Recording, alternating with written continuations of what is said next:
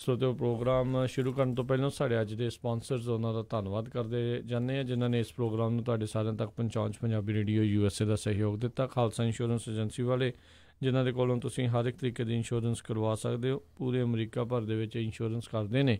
Insurance ਬਾਰੇ ਪਤਾ ਕਰਨ ਲਈ ਕਾਲ ਕਰੋ ਨੰਬਰ 408-272-2500 ਦੇ ਉੱਤੇ। ਇਸ ਦੇ ਨਾਲ Santokh Singh, Paramjit Kaur Basi, Fremont, Manjit Singh, Narinder Kaur, Clark, Clovis, Binder Dhaliwal, Ravinder Basra, Gurmel Laddar, Bakersfield, Amarjit Singh, Stockton, Karnail Singh, Randhawa, Sacramento, Satram Singh, Gurvinder Singh, Yuba City, tour trucking, Fresno, Jagtar Singh, Ravinder Singh, Bisla ਪਰਿਵਾਰ, ਫਰੈਜ਼ਨੋ, ਬੂਟਾ ਸਿੰਘ, ਜੌਹਲ, ਲਿਨਵੁੱਡ ਅਤੇ Coast Hyundai trailer dealership Fresno ਵਾਲੇ ਜਿਨ੍ਹਾਂ ਨੇ ਆਪਣੀ ਨਵੀਂ ਡੀਲਰਸ਼ਿਪ ਫਰੈਜ਼ਨੋ 'ਚ ਖੋਲ੍ਹ ਦਿੱਤੀ ਆ। ਹਰ ਤਰ੍ਹਾਂ ਦੇ ਮੇਕ ਮਾਡਲ ਦੇ ਜਿਹੜੇ ਉਹਨਾਂ ਦੇ ਕੋਲ ਡਰਾਈਵ ਐਂਡ ਰੀਫਰਜ਼ ਮੌਜੂਦ ਨੇ। ਫਾਈਨੈਂਸਿੰਗ ਵੀ ਕਰਦੇ ਨੇ। ਹੋਰ ਜਾਣਕਾਰੀ ਲਈ ਕਾਲ 909-786-8008 ਦੇ ਉੱਤੇ। ਇਹਨਾਂ ਸਾਰਿਆਂ ਦਾ ਬਹੁਤ ਬਹੁਤ ਧੰਨਵਾਦ। ਜੇਕਰ ਤੁਸੀਂ ਜਾਂ ਕੋਈ ਹੋਰ ਕਾਰੋਬਾਰ ਇਸ ਪ੍ਰੋਗਰਾਮ ਨੂੰ ਸਪੋਂਸਰ ਕਰਨਾ ਚਾਹੁੰਦੇ ਹੋ, ਸੰਪਰਕ ਕਰ ਸਕਦੇ ਹੋ ਨੰਬਰ 408-722-7698 ਦੇ ਉੱਤੇ ਜੀ। ਅਤੇ ਆਓ ਸਭ ਤੋਂ ਪਹਿਲਾਂ ਜਿਹੜੀਆਂ ਖਬਰਾਂ ਵੱਲ ਚੱਲੀਏ। ਇੱਕ ਜਿਹੜੀ ਵੈਦਰ ਦੀ ਗੱਲ ਕਰਦੇ ਜਾਈਏ। ਕੈਲੀਫੋਰਨੀਆ ਦੇ ਵਿੱਚ ਜਿਹੜਾ ਵੈਦਰ ਆ ਉਹ ਕਾਫੀ ਆਉਣ ਵਾਲੇ 4-5 ਦਿਨਾਂ ਦੇ ਵਿੱਚ ਮੀਂਹ ਪੈਣੇ ਹੈਗੇ ਆ, ਕਾਫੀ ਹੈਵੀ। ਅਤੇ ਬੇ ਏਰੀਏ ਦੇ ਵਿੱਚ ਵੀ ਫਰਿਜ਼ਨੋ ਸਾਰੇ ਪਾਸੇ ਇਸੇ ਤਰ੍ਹਾਂ ਈਸਟ ਦੇ ਵਿੱਚ ਬਹੁਤ ਜਗ੍ਹਾ 'ਤੇ ਸਨੋ ਪਈ ਹੋਈ ਆ। ਸੋ ਪਲੀਜ਼ ਜਿੰਨੇ ਵੀ ਸਾਡੇ ਸਰੋਤੇ ਸੁਣ ਰਹੇ ਹੈਗੇ ਪੰਜਾਬੀ ਰੇਡੀਓ USA ਨੂੰ, ਅਗਰ ਕੋਈ ਵੀ ਤੁਹਾਡਾ ਦੋਸਤ ਮਿੱਤਰ ਜਾਂ ਆਪ ਤੁਸੀਂ ਹਾਈਵੇਜ਼ ਦੇ ਉੱਤੇ ਬਾਹਰ ਜਾ ਰਹੇ ਆ, ਬੜੇ ਧਿਆਨ ਦੇ ਨਾਲ ਜਾਓ ਕਿਉਂਕਿ ਵੈਦਰ ਕਾਫੀ ਜਿਹੜਾ ਆ ਖ਼ਰਾਬ ਹੋਊਗਾ ਇਸ ਵੀਕ ਦੇ ਵਿੱਚ। ਸੋ ਐਕਸੀਡੈਂਟ ਤੋਂ ਜਿਹੜਾ ਆ ਉਹ ਬਚ ਕੇ ਜਾਓ ਕਿਉਂਕਿ ਜਦੋਂ ਇੱਕ ਤਾਂ ਮੰਡੇ ਹੈਗਾ ਆ, ਅੱਜ ਰਸ਼ ਵੀ ਹੁੰਦਾ ਆ ਕੰਮਾਂ ਦੇ ਲਈ ਅਤੇ ਸਲਿੱਪਰੀ ਕੰਡੀਸ਼ਨਸ ਬਹੁਤ ਹੁੰਦੀਆਂ ਹੈਗੀਆਂ। ਸੋ ਪੂਰਾ ਹਫ਼ਤਾ ਹੀ ਜਿਹੜਾ ਆ ਲਗਭਗ ਵੇ ਏਰੀਏ ਦੇ ਵਿੱਚ ਤਾਂ ਮੰਡੇ, ਟਿਊਜ਼ਡੇ, ਵੈਡਨਸਡੇ, ਥਰਸਡੇ ਮੀਂਹ ਪੈਣਾ ਆ। ਫਿਰ ਫਰਾਈਡੇ, ਸੈਚਰਡੇ ਥੋੜ੍ਹਾ ਜਿਹਾ ਧੁੱਪ ਹੋਣੀ ਅਤੇ ਸੰਡੇ ਨੂੰ ਫਿਰ ਮੀਂਹ ਪੈਣਾ। ਸੋ ਵੈਦਰ ਦੇ ਵਿੱਚ ਬਿਲਕੁਲ ਜਿੱਥੇ ਜਿੱਥੇ ਵੀ ਹੈਗੇ ਆ ਬੜੇ ਧਿਆਨ ਦੇ ਨਾਲ ਜਿਹੜੀਆਂ ਆਪਣੀਆਂ ਕਾਰਸ ਆ ਉਹ ਡਰਾਈਵ ਕਰੋ। ਬਿਲਕੁਲ ਵੈਦਰ ਅਤੇ ਵੈਸੇ ਹਰਜੋਤ ਸਿੰਘ ਜੀ ਪਿਛਲੇ ਵੀਕ ਵੀ ਕਹਿੰਦੇ ਸੀ ਕਾਫੀ ਮੀਂਹ ਪੈਣੇ ਆ, ਉਦੋਂ ਇੰਨੇ ਜਿਹੜੇ ਉਹ ਪਏ ਨਹੀਂ ਆ। ਅਤੇ ਬਹੁਤ ਸਾਰੇ ਲੋਕ ਖਾਸ ਕਰਕੇ ਵੇ ਏਰੀਆ ਵਾਲਿਆਂ ਦੇ ਉੱਤੇ ਜਾਂ ਕੈਲੀਫੋਰਨੀਆ ਵਾਲਿਆਂ 'ਤੇ ਹੱਸਦੇ ਵੀ ਆ ਜਿੱਥੇ ਬਹੁਤ ਜ਼ਿਆਦਾ ਬਰਫ਼ ਵਗੈਰਾ ਪੈਂਦੀ। ਕਹਿੰਦੇ ਇੰਨੇ ਕੁ ਮੀਂਹ ਦੇ ਨਾਲ ਹੀ ਬਹੁਤ ਜ਼ਿਆਦਾ ਘਬਰਾ ਜਾਂਦੇ ਨੇ। ਪਰ ਚਲੋ ਜਦੋਂ ਆਦਤ ਘੱਟ ਹੋਵੇ ਤਾਂ ਫਿਰ ਐਕਸੀਡੈਂਟ ਹੋਣ ਦਾ ਖਤਰਾ ਵੀ ਜ਼ਿਆਦਾ ਵੱਧ ਜਾਂਦਾ ਆ। ਅਤੇ ਓਵਰਆਲ ਦੇ ਜਿਹੜੇ ਆਪਾਂ ਜਦੋਂ ਸਨੋ ਸਟੋਰਮਸ ਦੀ ਜੇ ਗੱਲ ਕਰੀਏ ਤਾਂ ਹਰਜੋਤ ਸਿੰਘ ਜੀ ਮਾੜਾ ਜਿਹੜਾ ਵੀਕਐਂਡ ਰਿਹਾ ਆ, 7 ਜਾਣਿਆਂ ਦੀਆਂ ਮੌਤਾਂ ਦੀਆਂ ਖਬਰਾਂ ਵੱਖ-ਵੱਖ ਸਨੋ ਸਟੋਰਮਸ ਤੋਂ ਜਿਹੜੀਆਂ ਆ ਉਹ ਆਈਆਂ ਨੇ। ਸੋ ਇਹ ਬਹੁਤ ਹੀ ਧਿਆਨ ਦੇ ਨਾਲ, ਇhtiyਾਤ ਦੇ ਨਾਲ ਜਿਹੜੀ ਹੈ ਚੱਲਣ ਵਾਲੀ ਜਿਹੜੀ ਗੱਲ ਹੈਗੀ ਆ।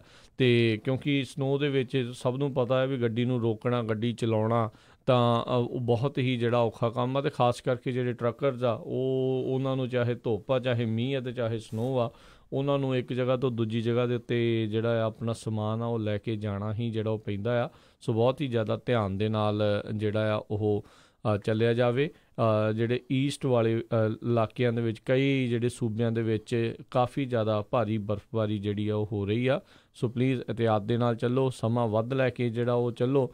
ਜੇ ਤੁਹਾਨੂੰ ਲੱਗਦਾ ਵੀ ਨਹੀਂ ਚਲਾਈ ਜਾ ਰਹੀ ਤਾਂ ਤੁਸੀਂ ਪਲੀਜ਼ ਜਿਹੜਾ ਸਟੋਪ ਕਰਕੇ ਜਿਹੜਾ ਸਾਈਡ ਵਾਲੇ ਪਾਸੇ ਹੋ ਜਾਓ। ਕਾਹਲੀ ਦੇ ਵਿੱਚ ਉੱਥੇ ਪਹੁੰਚਣ ਦੇ ਨਾਲੋਂ ਜਿਹੜੀ ਆ ਉਹ ਦੇਰੀ ਜਿਹੜੀ ਆ ਉਹ ਭਲੀ ਆ ਕਿਉਂਕਿ ਜਿੱਦਾਂ ਕਹਿੰਦੇ ਆ ਵੀ ਨਾ ਪਹੁੰਚਣ ਨਾਲੋਂ ਤਾਂ ਦੇਰ ਪਹੁੰਚਿਆ ਹੀ ਜਿਹੜਾ ਬੰਦਾ ਉਹ ਚੰਗੀ ਗੱਲ ਆ। ਬਿਲਕੁਲ, ਤੁਸੀਂ ਸੈਚਰਡੇ ਵੀ ਦੱਸਿਆ ਸੀ ਕਿਸ ਤਰ੍ਹਾਂ ਆਪਣੇ 3 ਜਿਹੜੇ ਪੰਜਾਬੀ ਭਰਾ ਆ ਟਰੱਕਰਸ ਜਿਨ੍ਹਾਂ ਦੀ ਮੌਤ ਹੋਈ ਆ ਪਿਛਲੇ 3 ਹਫ਼ਤਿਆਂ 'ਚ। 2 ਫਰਿਜ਼ਨੋ ਤੋਂ ਸੀ, ਇੱਕ ਬੇ ਏਰੀਆ ਫਰੀਮੌਂਟ ਤੋਂ ਸੀ ਜੀ। ਸੋ ਅਗਲੀ ਖਬਰ ਵੱਲ ਆਈਏ ਜਿਹੜੀ ਆ ਲਾਸਟ ਵੀਕਐਂਡ ਨਿਊਯਾਰਕ ਟਾਈਮ ਨੇ ਇੱਕ ਜਿਹੜੀ ਰਿਪੋਰਟ ਛਾਪੀ ਆ ਜਿਹਦੇ ਵਿੱਚ ਉਹਨਾਂ ਨੇ ਇਹ ਕਿਹਾ ਵੀ ਪ੍ਰੈਜ਼ੀਡੈਂਟ ਜਿਹੜੇ ਡੋਨਲਡ ਟਰੰਪ ਆ ਇਹਨਾਂ ਦੀ ਇਨਵੈਸਟੀਗੇਸ਼ਨ ਜਿਹੜੀ FBI ਵੱਲੋਂ ਜਦੋਂ ਕੈਂਡੀਡੇਟ ਵੀ ਸੀ ਉਦੋਂ ਤੋਂ ਹੀ ਚੱਲ ਰਹੀ ਆ ਵੀ ਉਹ ਹੋ ਸਕਦਾ ਵੀ ਰਸ਼ੀਆ ਦੇ ਲਈ ਕੰਮ ਕਰਦੇ ਹੋਣ। ਸੋ ਇਸ ਰਿਪੋਰਟ ਦੇ ਨਾਲ ਕਾਫੀ ਹੁਣ ਇੱਕ ਦੂਜੇ 'ਤੇ ਬਲੇਮ ਗੇਮ ਚੱਲ ਰਹੀ ਹੈਗੀ ਆ। ਪਰ ਜਿਹੜੀ ਆ ਪ੍ਰੈਜ਼ੀਡੈਂਟ ਡੋਨਲਡ ਟਰੰਪ ਆ ਉਹਨਾਂ ਨੇ ਇੱਕ ਇੰਟਰਵਿਊ ਦਿੱਤੀ ਹੈਗੀ ਆ ਅੱਜ, ਜਿਹਦੇ ਵਿੱਚ ਉਹਨਾਂ ਨੇ ਇਹ ਕਿਹਾ ਵੀ ਜਿਹੜੀ FBI ਦੀ ਇਨਵੈਸਟੀਗੇਸ਼ਨ 'ਤੇ ਉਹਨਾਂ ਨੂੰ ਇਹ ਕਿਹਾ ਜਾ ਰਿਹਾ ਵੀ ਉਹ ਰਸ਼ੀਆ ਦੇ ਲਈ ਕੰਮ ਕਰਦੇ ਆ, ਇਹ ਟੋਟਲੀ ਰੋਂਗ ਹੈਗੀ ਆ। ਈਵਨ ਜਿਹੜੇ ਕੁਐਸਚਨ ਪੁੱਛਣ ਵਾਲੇ ਉਹਨਾਂ ਦੇ ਫਰੈਂਡਲੀ ਚੈਨਲ ਤੋਂ ਹੀ ਸੀ, ਫਿਰ ਵੀ ਉਹਨਾਂ ਨੇ ਕਿਹਾ ਵੀ ਜਿਹੜਾ ਕੁਐਸਚਨ ਤੁਸੀਂ ਪੁੱਛਿਆ ਇਹ ਗਲਤ ਪੁੱਛਿਆ ਹੈਗਾ ਆ। ਉਹ ਤਾਂ ਵੈਸੇ ਹਰਜੋਤ ਸਿੰਘ ਜੀ ਜੇ ਕਿਸੇ ਦੇ ਉੱਤੇ ਇੱਦਾਂ ਲੱਗ ਰਿਹਾ ਉਹਨੇ ਤਾਂ ਕਹਿਣਾ ਤਾਂ ਹੈ ਨਹੀਂ ਆ ਵੀ ਇੱਦਾਂ ਹੈਗਾ ਆ। ਪਰ ਇਹਨਾਂ ਦਾ ਮੈਂ ਇੱਕ ਚੀਜ਼ ਜਿਹੜੀ ਹੈ ਨੋਟ ਕਰਨ ਵਾਲੀ ਆ, ਜ਼ਿਕਰ ਜੋ ਗੱਲ ਇਹ ਆ ਵੀ ਜਦੋਂ ਹਿਲਰੀ ਕਲਿੰਟਨ ਦੇ ਉੱਤੇ ਉਹਨਾਂ ਨੇ ਕਿਹਾ ਸੀਗਾ ਵੀ FBI ਵਾਲੇ ਇਨਵੈਸਟੀਗੇਸ਼ਨ ਕਰ ਰਹੇ ਆ, ਤਾਂ ਉਦੋਂ ਉਹਨਾਂ ਨੇ ਇਹ ਕੈਂਪੇਨ ਦੇ ਵਿੱਚ ਕਹਿੰਦੇ ਸੀ ਕਿ ਵੀ ਜੇ FBI ਇਨਵੈਸਟੀਗੇਟ ਕਰ ਰਹੀ ਆ ਤੇ ਇਹਦਾ ਮਤਲਬ ਇਹ ਦੋਸ਼ੀ ਆ ਵੀ। ਤੇ ਹੁਣ ਜਦੋਂ FBI ਵਾਲੇ ਦੇ ਉੱਤੇ ਚਰਚਾ ਚੱਲ ਰਹੀ ਆ ਵੀ ਇਹਨਾਂ ਨੂੰ ਇਨਵੈਸਟੀਗੇਟ ਕਰ ਰਹੇ ਆ, ਤਾਂ ਕਹਿੰਦੇ ਵੀ ਜਿਹੜੀ FBI ਆ ਉਹ ਦੋਸ਼ੀ ਆ। ਸੋ ਹੁਣ ਇਹ ਦੇਖੋ ਵੀ ਕਿਸ ਤਰੀਕੇ ਦੇ ਨਾਲ ਇਹਨਾਂ ਦਾ ਬਿਆਨ ਜਾਂ ਇੱਕ ਕਹਿ ਲਓ ਵੀ ਪਲੜਾ ਜਿਹੜਾ ਕਿਸ ਤਰੀਕੇ ਦੇ ਨਾਲ ਇਹਨਾਂ ਨੇ ਆਪਣਾ ਬਦਲਿਆ ਆ। ਹਾਂ ਚਲੋ ਜੋ ਵੀ ਆ, ਜੇ FBI ਕਰ ਰਹੀ ਆ ਤਾਂ ਇਨਵੈਸਟੀਗੇਸ਼ਨ ਫਿਰ ਉਹਨਾਂ ਨੂੰ ਪੂਰੀ ਕਰ ਲੈਣ ਦਿਓ, ਅਤੇ ਜੇ ਬਿਲਕੁਲ ਬੇਦਾਗ ਨੇ ਜਿੱਦਾਂ ਇਹ ਕਹਿ ਰਹੇ ਨੇ ਵੀ ਇਹ ਟੋਟਲੀ ਗਲਤ ਗੱਲ ਆ, ਤਾਂ ਫਿਰ ਜਿਹੜਾ ਆ ਉਹਨਾਂ ਨੂੰ ਕਹਿਣਾ ਚਾਹੀਦਾ ਵੀ ਸਗੋਂ ਹੋਰ ਕਰ ਲਓ, ਇੱਕ ਵਾਰੀ ਪਤਾ ਲੱਗ ਜਾਵੇ ਵੀ ਤੁਹਾਡੇ ਸਾਰਿਆਂ ਦਾ ਜਿਹੜਾ ਸ਼ੱਕ ਆ ਉਹ ਦੂਰ ਹੋ ਜਾਵੇ। ਉੱਦਾਂ ਹੁਣ ਮਿਊਲਰ ਦੀ ਜਿਹੜੀ ਇਨਵੈਸਟੀਗੇਸ਼ਨ ਕਹਿੰਦੇ ਆ ਵੀ ਆਲਮੋਸਟ ਰਿਪੋਰਟ ਜਿਹੜੀ ਆ ਉਸ ਦੀ ਤਿਆਰ ਹੋ ਰਹੀ ਆ। ਇਸ ਦੇ ਵਿੱਚ ਕਈ ਪਾਸਿਓਂ ਜੇ ਦੋਨੋਂ ਪੱਖਾਂ ਵਾਲੇ ਜੇ ਦੇਖਿਆ ਜਾਵੇ ਤਾਂ ਇੱਕ ਪਾਸੇ ਕਹਿੰਦੇ ਵੀ ਇਹਦੇ ਇੱਕ ਦੇ ਵਿੱਚੋਂ ਕੁਛ ਨਹੀਂ ਨਿਕਲਣਾ, ਅਤੇ ਜਿਹੜੇ ਖਾਸ ਕਰਕੇ ਵਿਰੋਧੀ ਨੇ ਰਾਸ਼ਟਰਪਤੀ ਟਰੰਪ ਦੇ, ਉਹ ਕਹਿੰਦੇ ਵੀ ਇਸ ਇਨਵੈਸਟੀਗੇਸ਼ਨ ਦੇ ਵਿੱਚ ਇਹ ਗੱਲਾਂ ਜਿਹੜੀਆਂ ਉਹ ਪਤਾ ਲੱਗਣਗੀਆਂ ਵੀ ਕਿਸ ਤਰੀਕੇ ਦੇ ਨਾਲ ਉਹਨਾਂ ਨੇ ਕੀਤਾ, ਅਤੇ ਕਹਿੰਦੇ ਵੀ ਇਹ ਸ਼ਾਇਦ ਇਸ ਦੇ ਵਿੱਚ ਰਿਪੋਰਟ ਜਿਹੜੀ ਉਹ ਦੱਸੂਗੀ ਵੀ ਰਾਸ਼ਟਰਪਤੀ ਟਰੰਪ ਦੇ ਉੱਤੇ ਕੋਈ ਅਜਿਹੀ ਚੀਜ਼ ਪੁਤਿਨ ਦੇ ਕੋਲ ਮੌਜੂਦ ਆ ਜਿਸ ਕਰਕੇ ਜਿਹੜੇ ਰਾਸ਼ਟਰਪਤੀ ਟਰੰਪ ਆ ਰਸ਼ੀਆ ਦੇ ਖਿਲਾਫ ਜਾਂ ਇਹ ਸਾਰਾ ਜਿਹੜਾ ਮਸਲਾ ਆ ਉਹ ਬਣਿਆ ਪਿਆ ਆ, ਅਤੇ ਉਹਨਾਂ ਨੂੰ ਉਹ ਬਲੈਕਮੇਲ ਉਹ ਕਰ ਸਕਦੇ ਆ ਜਾਂ ਉਹਨਾਂ ਨੇ ਕੀਤਾ ਹੈਗਾ ਆ ਪੁਤਿਨ ਨੇ ਡੋਨਲਡ ਟਰੰਪ ਨੂੰ। ਸੋ ਇਹ ਤਾਂ ਚਲੋ ਹੁਣ ਆਉਣ ਵਾਲਾ ਸਮਾਂ ਹੀ ਭਵਿੱਖ ਹੀ ਜਿਹੜਾ ਦੱਸੂਗਾ ਵੀ ਕੀ ਉਸ ਰਿਪੋਰਟ ਦੇ ਵਿੱਚ ਨਿਕਲਦਾ ਆ। ਉਧਰ ਨਾਲ ਇੱਕ ਅਹਿਮ ਗੱਲ ਇਹ ਵੀ ਹੋਈ ਆ ਹਰਜੋਤ ਸਿੰਘ ਜੀ, ਅੱਜ ਵੀ ਜਿਹੜੇ ਨਵੇਂ ਜਿਹੜੇ ਅਟਾਰਨੀ ਜਨਰਲ ਦੇ ਸੰਭਾਵੀ ਕੈਂਡੀਡੇਟ ਜਿਹੜੇ ਹੈਗੇ ਨੇ, ਜਿਹੜੇ ਬਣ ਸਕਦੇ ਆ, ਉਹਨਾਂ ਨੇ ਇੱਕ ਆਪਣੀ ਰਿਪੋਰਟ ਦੇ ਵਿੱਚ ਇਸ ਚੀਜ਼ ਦੀ ਕਹਿੰਦੇ ਵੀ ਪੁਸ਼ਟੀ ਕੀਤੀ ਹੈ ਵੀ ਕਹਿੰਦੇ ਮਿਊਲਰ ਦੀ ਇਨਵੈਸਟੀਗੇਸ਼ਨ ਆ ਉਸ ਨੂੰ ਪੂਰਿਆਂ ਹੋਣ ਦਿੱਤਾ ਜਾਣਾ ਚਾਹੀਦਾ ਆ, ਤਾਂ ਜੋ ਜਿਹੜੀ ਫਿਨਿਸ਼ਡ ਰਿਪੋਰਟ ਆ ਉਹ ਸਾਰਿਆਂ ਦੇ ਸਾਹਮਣੇ ਜਿਹੜੀ ਉਹ ਆ ਸਕੇ। ਜੀ ਅਗਲੀ ਖਬਰ ਵੱਲ ਚੱਲੀਏ। ਜਿਹੜੀ ਗਵਰਨਮੈਂਟ US ਦੀ ਆ ਉਹ ਸ਼ਟਡਾਊਨ ਹੈਗੀ ਆ। 24ਵਾਂ ਦਿਨ ਜਿਹੜਾ ਹੁਣ ਚੱਲ ਰਿਹਾ, 24th ਡੇਜ਼ ਹੋ ਗਏ ਆ ਜਦੋਂ ਤੋਂ ਗਵਰਨਮੈਂਟ ਦੇ ਬਹੁਤ ਸਾਰੇ ਆਫਿਸਰਸ ਜਿਹੜੇ ਆ ਉਹ ਸ਼ਟਡਾਊਨ ਹੈਗੇ ਆ। ਅਤੇ ਪਿਛਲੇ ਦਿਨਾਂ ਦੇ ਵਿੱਚ ਪ੍ਰੈਜ਼ੀਡੈਂਟ ਡੋਨਲਡ ਟਰੰਪ ਨੇ ਕਿਹਾ ਸੀ ਭਈ ਉਹ ਨੈਸ਼ਨਲ ਐਮਰਜੈਂਸੀ ਡਿਕਲੇਅਰ ਕਰਕੇ ਜਿਹੜੀ ਵਾਲ ਆ ਉਹਦੀ ਫੰਡਿੰਗ ਕਰ ਸਕਦੇ ਆ, ਪਰ ਹੁਣ ਲੇਟੈਸਟ ਰਿਪੋਰਟ ਆ ਰਹੀ ਆ ਭਈ ਉਹਨਾਂ ਨੇ ਇਹ ਕਿਹਾ ਵੀ ਨਹੀਂ, ਮੈਂ ਨੈਸ਼ਨਲ ਐਮਰਜੈਂਸੀ ਨਹੀਂ ਡਿਕਲੇਅਰ ਕਰੂੰਗਾ, ਪਰ ਜਿਹੜੀ ਆ ਗਵਰਨਮੈਂਟ ਸ਼ਟਡਾਊਨ ਆ ਉਹ ਇੱਦਾਂ ਹੀ ਚੱਲਦੀ ਰਹੂਗੀ ਜਦੋਂ ਤੱਕ ਜਿਹੜੇ ਆ ਡੈਮੋਕ੍ਰੇਟ ਤੇ ਰਿਪਬਲਿਕਨ ਜਾਂ ਕਾਂਗਰਸ ਸੈਨੇਟ ਉਹ ਰਲ ਕੇ ਇਹਦਾ ਸੋਲੂਸ਼ਨ ਨਹੀਂ ਲੱਭਦੇ। ਸੋਲਿਊਸ਼ਨ ਇੱਕ ਹੀ ਆ ਉਹਨਾਂ ਦੇ ਮੁਤਾਬਕ ਵੀ ਜਿਹੜੀ ਬਾਰਡਰ ਦੇ ਉੱਤੇ ਜਿਹੜੀ ਸਿਕਿਉਰਿਟੀ ਆ, ਵਾਲ ਆ, ਉਸ ਨੂੰ ਜਿਹੜਾ ਉੱਥੇ ਖੜਿਆਂ ਕਰਨ ਦੇ ਲਈ ਜਿਹੜੀ ਉਹਨਾਂ ਨੂੰ ਫੰਡਿੰਗ ਆ ਉਹ ਦਿੱਤੀ ਜਾਵੇ। ਉੱਧਰ ਲਿੰਡਸੇ ਗ੍ਰਾਹਮ ਨੇ ਵੀ ਜਿਹੜੇ ਰਾਸ਼ਟਰਪਤੀ ਟਰੰਪ ਆ ਉਹਨਾਂ ਨੂੰ ਬੇਨਤੀ ਹੋਈ ਕੀਤੀ ਸੀ ਵੀ ਜਿੰਨੀ ਦੇਰ ਤੱਕ ਤੁਹਾਡਾ ਇਹ ਵਾਲ ਦਾ ਮਸਲਾ ਆ ਉਹ ਹੱਲ ਨਹੀਂ ਹੋ ਜਾਂਦਾ, ਨੈਗੋਸੀਏਸ਼ਨ ਚੱਲ ਰਹੀਆਂ ਆ, ਤੁਸੀਂ ਜਿਹੜੀ ਗਵਰਨਮੈਂਟ ਆ ਉਸ ਨੂੰ ਬਹਾਲ ਕਰੋ, ਮੁੜ ਕੇ ਜਿਹੜਾ ਹੈ ਉਸ ਨੂੰ ਚਾਲੂ ਕਰੋ। ਉਹਨਾਂ ਨੇ ਇਸ ਨੂੰ ਰੱਦ ਕਰ ਦਿੱਤਾ, ਉਹਨਾਂ ਦੀ ਇਸ ਸਿਫਾਰਿਸ਼ ਨੂੰ ਰੱਦ ਕਰ ਦਿੱਤਾ ਆ। ਕਹਿੰਦੇ ਲਿੰਡਸੇ ਦੀ ਗੱਲ ਤਾਂ ਮੈਂ ਸੁਣ ਲਈ ਆ, ਪਰ ਉਹ ਜਿਹੜੀ ਹੋਵੇਗੀ ਨਹੀਂ ਰਾਈਟ ਨਾਓ, ਜਿੰਨੀ ਦੇਰ ਤੱਕ ਉਹਨਾਂ ਨੇ ਫੰਡਿੰਗ ਦਾ ਮਸਲਾ ਪੂਰਾ ਕਲੀਅਰ ਨਹੀਂ ਹੋ ਜਾਂਦਾ, ਗਵਰਨਮੈਂਟ ਜਿਹੜੀ ਆ ਉਹ ਸ਼ਟਡਾਊਨ ਹੀ ਰਹੂਗੀ। ਅਮਰੀਕਾ ਦੇ ਇਤਿਹਾਸ ਦੇ ਵਿੱਚ ਹੁਣ ਤੱਕ ਸਭ ਤੋਂ ਲੰਬੀ ਜਿਹੜੀ ਗਵਰਨਮੈਂਟ ਸ਼ਟਡਾਊਨ ਹੋਈ ਆ, ਇਸ ਕਰਕੇ ਜਿਹੜੇ ਬਹੁਤ ਸਾਰੇ ਜਿਹੜੇ ਫੈਡਰਲ ਇੰਪਲੋਈਜ਼ ਜਿਹੜੇ ਹੈਗੇ 8 ਲੱਖ ਦੇ ਤਕਰੀਬਨ ਫੈਡਰਲ ਇੰਪਲੋਈਜ਼ ਇਸ ਦੇ ਨਾਲ ਕਾਫੀ ਬੁਰੀ ਤਰ੍ਹਾਂ ਪ੍ਰਭਾਵਿਤ ਜਿਹੜੇ ਉਹ ਹੋ ਰਹੇ ਆ। ਪਹਿਲੀ ਵਾਰੀ ਹੋਊਗਾ ਵੀ ਉਹਨਾਂ ਦਾ ਜਿਹੜਾ ਇੱਕ ਪੇ ਚੈੱਕ ਆ ਟੋਟਲੀ ਜਿਹੜਾ ਉਹ ਕਹਿੰਦੇ ਆ ਉਹ ਮਿਸ ਹੋ ਚੁੱਕਾ ਆ। ਅਤੇ ਬਹੁਤ ਸਾਰੇ ਜਿਹੜੀ ਇੱਕ ਰਿਪੋਰਟ ਸੀਗੀ ਉਦੋਂ ਹੈਰਾਨੀ ਵਾਲੀ ਹੋਈ ਸੀਗੀ ਵੀ 70% ਤੋਂ ਵੱਧ ਜਿਹੜੇ ਫੈਡਰਲ ਇੰਪਲੋਈ ਆ ਪੇ ਚੈੱਕ ਟੂ ਪੇ ਚੈੱਕ ਜਿਹੜਾ ਆਪਣਾ ਗੁਜ਼ਰ ਬਸਰ ਉਹ ਕਰ ਰਹੇ ਨੇ। ਜੀ ਬਿਲਕੁਲ। ਸੋ ਇਹਦੇ ਸੰਬੰਧ ਦੇ ਵਿੱਚ ਜਦੋਂ ਜਿਹੜੇ ਹੈਗੇ ਆ ਲਿੰਡਸੀ ਗ੍ਰਾਹਮ, ਉਹਨਾਂ ਨੇ ਜੋ ਕਿ ਵਾਈਟ ਹਾਊਸ ਦੇ ਬੜੇ ਤਕੜੇ ਸਪੋਰਟਰ ਹੈਗੇ ਆ, ਉਹਨਾਂ ਨੇ ਇਹ ਕਿਹਾ ਵੀ ਸਾਨੂੰ ਹੁਣ ਗਵਰਨਮੈਂਟ ਓਪਨ ਕਰਨੀ ਚਾਹੀਦੀ ਆ ਜਦੋਂ ਕਿ ਜਿਹੜੇ ਲਾ ਮੇਕਰਸ ਹੈਗੇ ਆ ਉਹ ਕਿਸੇ ਨਾ ਕਿਸੇ ਤਰ੍ਹਾਂ ਇਮੀਗ੍ਰੇਸ਼ਨ ਕੰਪਰੋਮਾਈਜ਼ ਜਿਹੜੀ ਪਾਲਿਸੀ ਉਹ 'ਤੇ ਕੰਮ ਕਰਨ। ਪਰ ਪ੍ਰੈਜ਼ੀਡੈਂਟ ਡੋਨਲਡ ਟਰੰਪ ਨੇ ਕਿਹਾ ਵੀ ਨਹੀਂ, ਆਈ ਡਿਡ ਰਿਜੈਕਟ ਇਟ, ਵੀ ਮੈਂ ਇਹਨੂੰ ਨਹੀਂ ਐਕਸੈਪਟ ਕਰਦਾ ਹੈਗਾ। ਸੋ ਲੱਗਦਾ ਹੈ ਵੀ ਹਜੇ ਇਸੇ ਤਰ੍ਹਾਂ ਚੱਲੂਗੀ, ਪਰ ਕਈ ਸਰਵੇ ਆ ਰਹੇ ਜਿਹਦੇ ਵਿੱਚ ਡਿਫਰੈਂਟ ਜਿਹੜੀਆਂ ਆਰਗੇਨਾਈਜੇਸ਼ਨ ਜਿਹੜੀਆਂ ਪ੍ਰੋ ਟਰੰਪ ਆ ਉਹ ਕਹਿੰਦੇ ਵੀ ਨਹੀਂ, ਉਹਨਾਂ ਦਾ ਸਟੈਂਡ ਉੱਪਰ ਜਾ ਰਿਹਾ, ਜਿਹੜੇ ਓਪੋਜਿਟ ਵਾਲੇ ਉਹ ਕਹਿੰਦੇ ਵੀ ਨਹੀਂ, ਉਹਨਾਂ ਦੀ ਰੇਟਿੰਗ ਜਿਹੜੀ ਆ ਥੱਲੇ ਜਾ ਰਹੀ ਹੈਗੀ ਆ। ਪਰ ਹਜੇ ਵੀ ਜਿੱਦਾਂ ਆ ਇਹਦੇ ਵਿੱਚ ਗਵਰਨਮੈਂਟ ਨੂੰ ਓਪਨ ਕਰਨ ਦੇ ਲਈ ਕੋਈ ਸੋਲੂਸ਼ਨ ਨਹੀਂ ਲੱਭ ਰਿਹਾ। ਅਤੇ ਦੂਸਰੇ ਪਾਸੇ ਜਿਹੜੇ ਖਾਸ ਕਰਕੇ ਇਮੀਗ੍ਰੇਸ਼ਨ ਨਾਲ ਰਿਲੇਟਡ ਮੈਟਰ ਆ ਉਹ ਲੋਕ ਜਿਹੜੇ ਆ ਬਹੁਤ ਤਕਲੀਫ ਦੇ ਵਿੱਚ ਹੈਗੇ ਆ। ਅਤੇ ਆਪਾਂ ਰਾਜਕਨਵੀਰ ਸਿੰਘ ਜੀ ਆਪਣੇ ਸਰੋਤਿਆਂ ਨੂੰ ਵੀ ਪੁੱਛਾਂਗੇ, ਜੇ ਕਿਸੇ ਦਾ ਇਮੀਗ੍ਰੇਸ਼ਨ ਦੀ ਡੇਟ ਹੈਗੀ ਆ ਅਤੇ ਉਹਨਾਂ ਦੀ ਡੇਟ ਕੈਂਸਲ ਤਾਂ ਨਹੀਂ ਹੋਈ, ਜਾਂ ਕਿਸੇ ਤਰ੍ਹਾਂ ਨਾਲ ਉਹਨਾਂ ਦੀ ਇੰਟਰਵਿਊ ਹੋਈ ਆ, ਜਾਂ ਉਹਨਾਂ ਨੂੰ ਕੋਈ ਲੈਟਰ ਮਿਲਿਆ, ਉਹ ਜ਼ਰੂਰ ਸਾਡੇ ਨਾਲ ਸਾਂਝੇ ਕਰਿਓ। ਤੁਸੀਂ ਕਾਲ ਕਰਕੇ 408 272 5200 'ਤੇ ਸਾਡੇ ਆਫਿਸ ਦੇ ਵਿੱਚ ਪਿਛਲੇ 2 ਦਿਨਾਂ 'ਚ ਵੀ ਕਾਫੀ ਕਾਲਾਂ ਆਈਆਂ ਭਈ ਸਾਨੂੰ ਪਤਾ ਕਰਕੇ ਦੱਸੋ। ਭਈ ਕਈ ਵਾਰ ਕੀ ਹੁੰਦਾ ਵੀ ਲੋਕ ਰਹਿੰਦੇ ਕਿਤੇ ਹੋਰ ਆ, ਕੇਸ ਕਿਤੇ ਹੋਰ ਅਪਲਾਈ ਕੀਤਾ ਹੁੰਦਾ ਅਤੇ ਉਹਨਾਂ ਨੂੰ ਆਉਣਾ ਪੈਂਦਾ, ਅਤੇ ਉਹ ਕਹਿੰਦੇ ਸਾਡੀ ਡੇਟ ਆਈ ਹੈ, ਹੁਣ ਸਾਨੂੰ ਪਤਾ ਨਹੀਂ ਪਈ ਉਹ ਉੱਦਣ ਸਾਡੀ ਜਿਹੜੀ ਹੀਅਰਿੰਗ ਹੋਊਗੀ ਜਾਂ ਨਹੀਂ ਹੋਊਗੀ। 1-2 ਦੀਆਂ ਇਹ ਵੀ ਕਾਲਸ ਆਈਆਂ ਸੀਗੀਆਂ ਵੀ ਮੇਰੀ ਹੀਅਰਿੰਗ ਹੋਣੀ ਸੀ ਅਤੇ ਉਹ ਜਿਹੜੀ ਆ ਕੈਂਸਲ ਹੋ ਗਈ। ਉਹਨਾਂ ਨੇ 1 ਦਿਨ ਪਹਿਲਾਂ ਜਿਹੜਾ ਨੋਟਿਸ ਦੇ ਦਿੱਤਾ ਵੀ ਨਹੀਂ ਜੀ ਇਹ ਹੋ ਨਹੀਂ ਸਕਦੀ।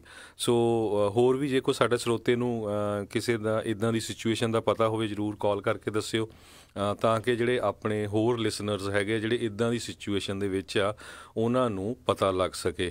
ਇਹ ਤਾਂ ਪੱਕਾ ਹੀ ਆ ਵੀ ਜਿਨ੍ਹਾਂ ਨੇ ਆਪਣੇ ਅਪਲਾਈ ਕੀਤਾ ਹੋਇਆ ਆ ਕਿਸੇ ਸਪਾਊਸ ਦੇ ਲਈ, ਬ੍ਰਦਰ ਸਿਸਟਰ ਹਸਬੈਂਡ ਦੇ ਵਾਈਫ ਲਈ, ਉਹ ਤਾਂ ਡਿਲੇ ਹੋਣੇ ਹੀ ਹੋਣੇ ਆ, ਕਿਉਂਕਿ ਰੈਗੂਲਰ ਜਿਹੜਾ ਆ ਆਫਿਸ ਦਾ ਕੰਮ ਉਹ ਤਾਂ ਆਲਮੋਸਟ ਠੱਪ ਹੀ ਹੈਗਾ ਆ, ਇਮੀਗ੍ਰੇਸ਼ਨ ਕਸਟਮ ਇਨਫੋਰਸਮੈਂਟ ਦਾ, US CIS ਦਾ।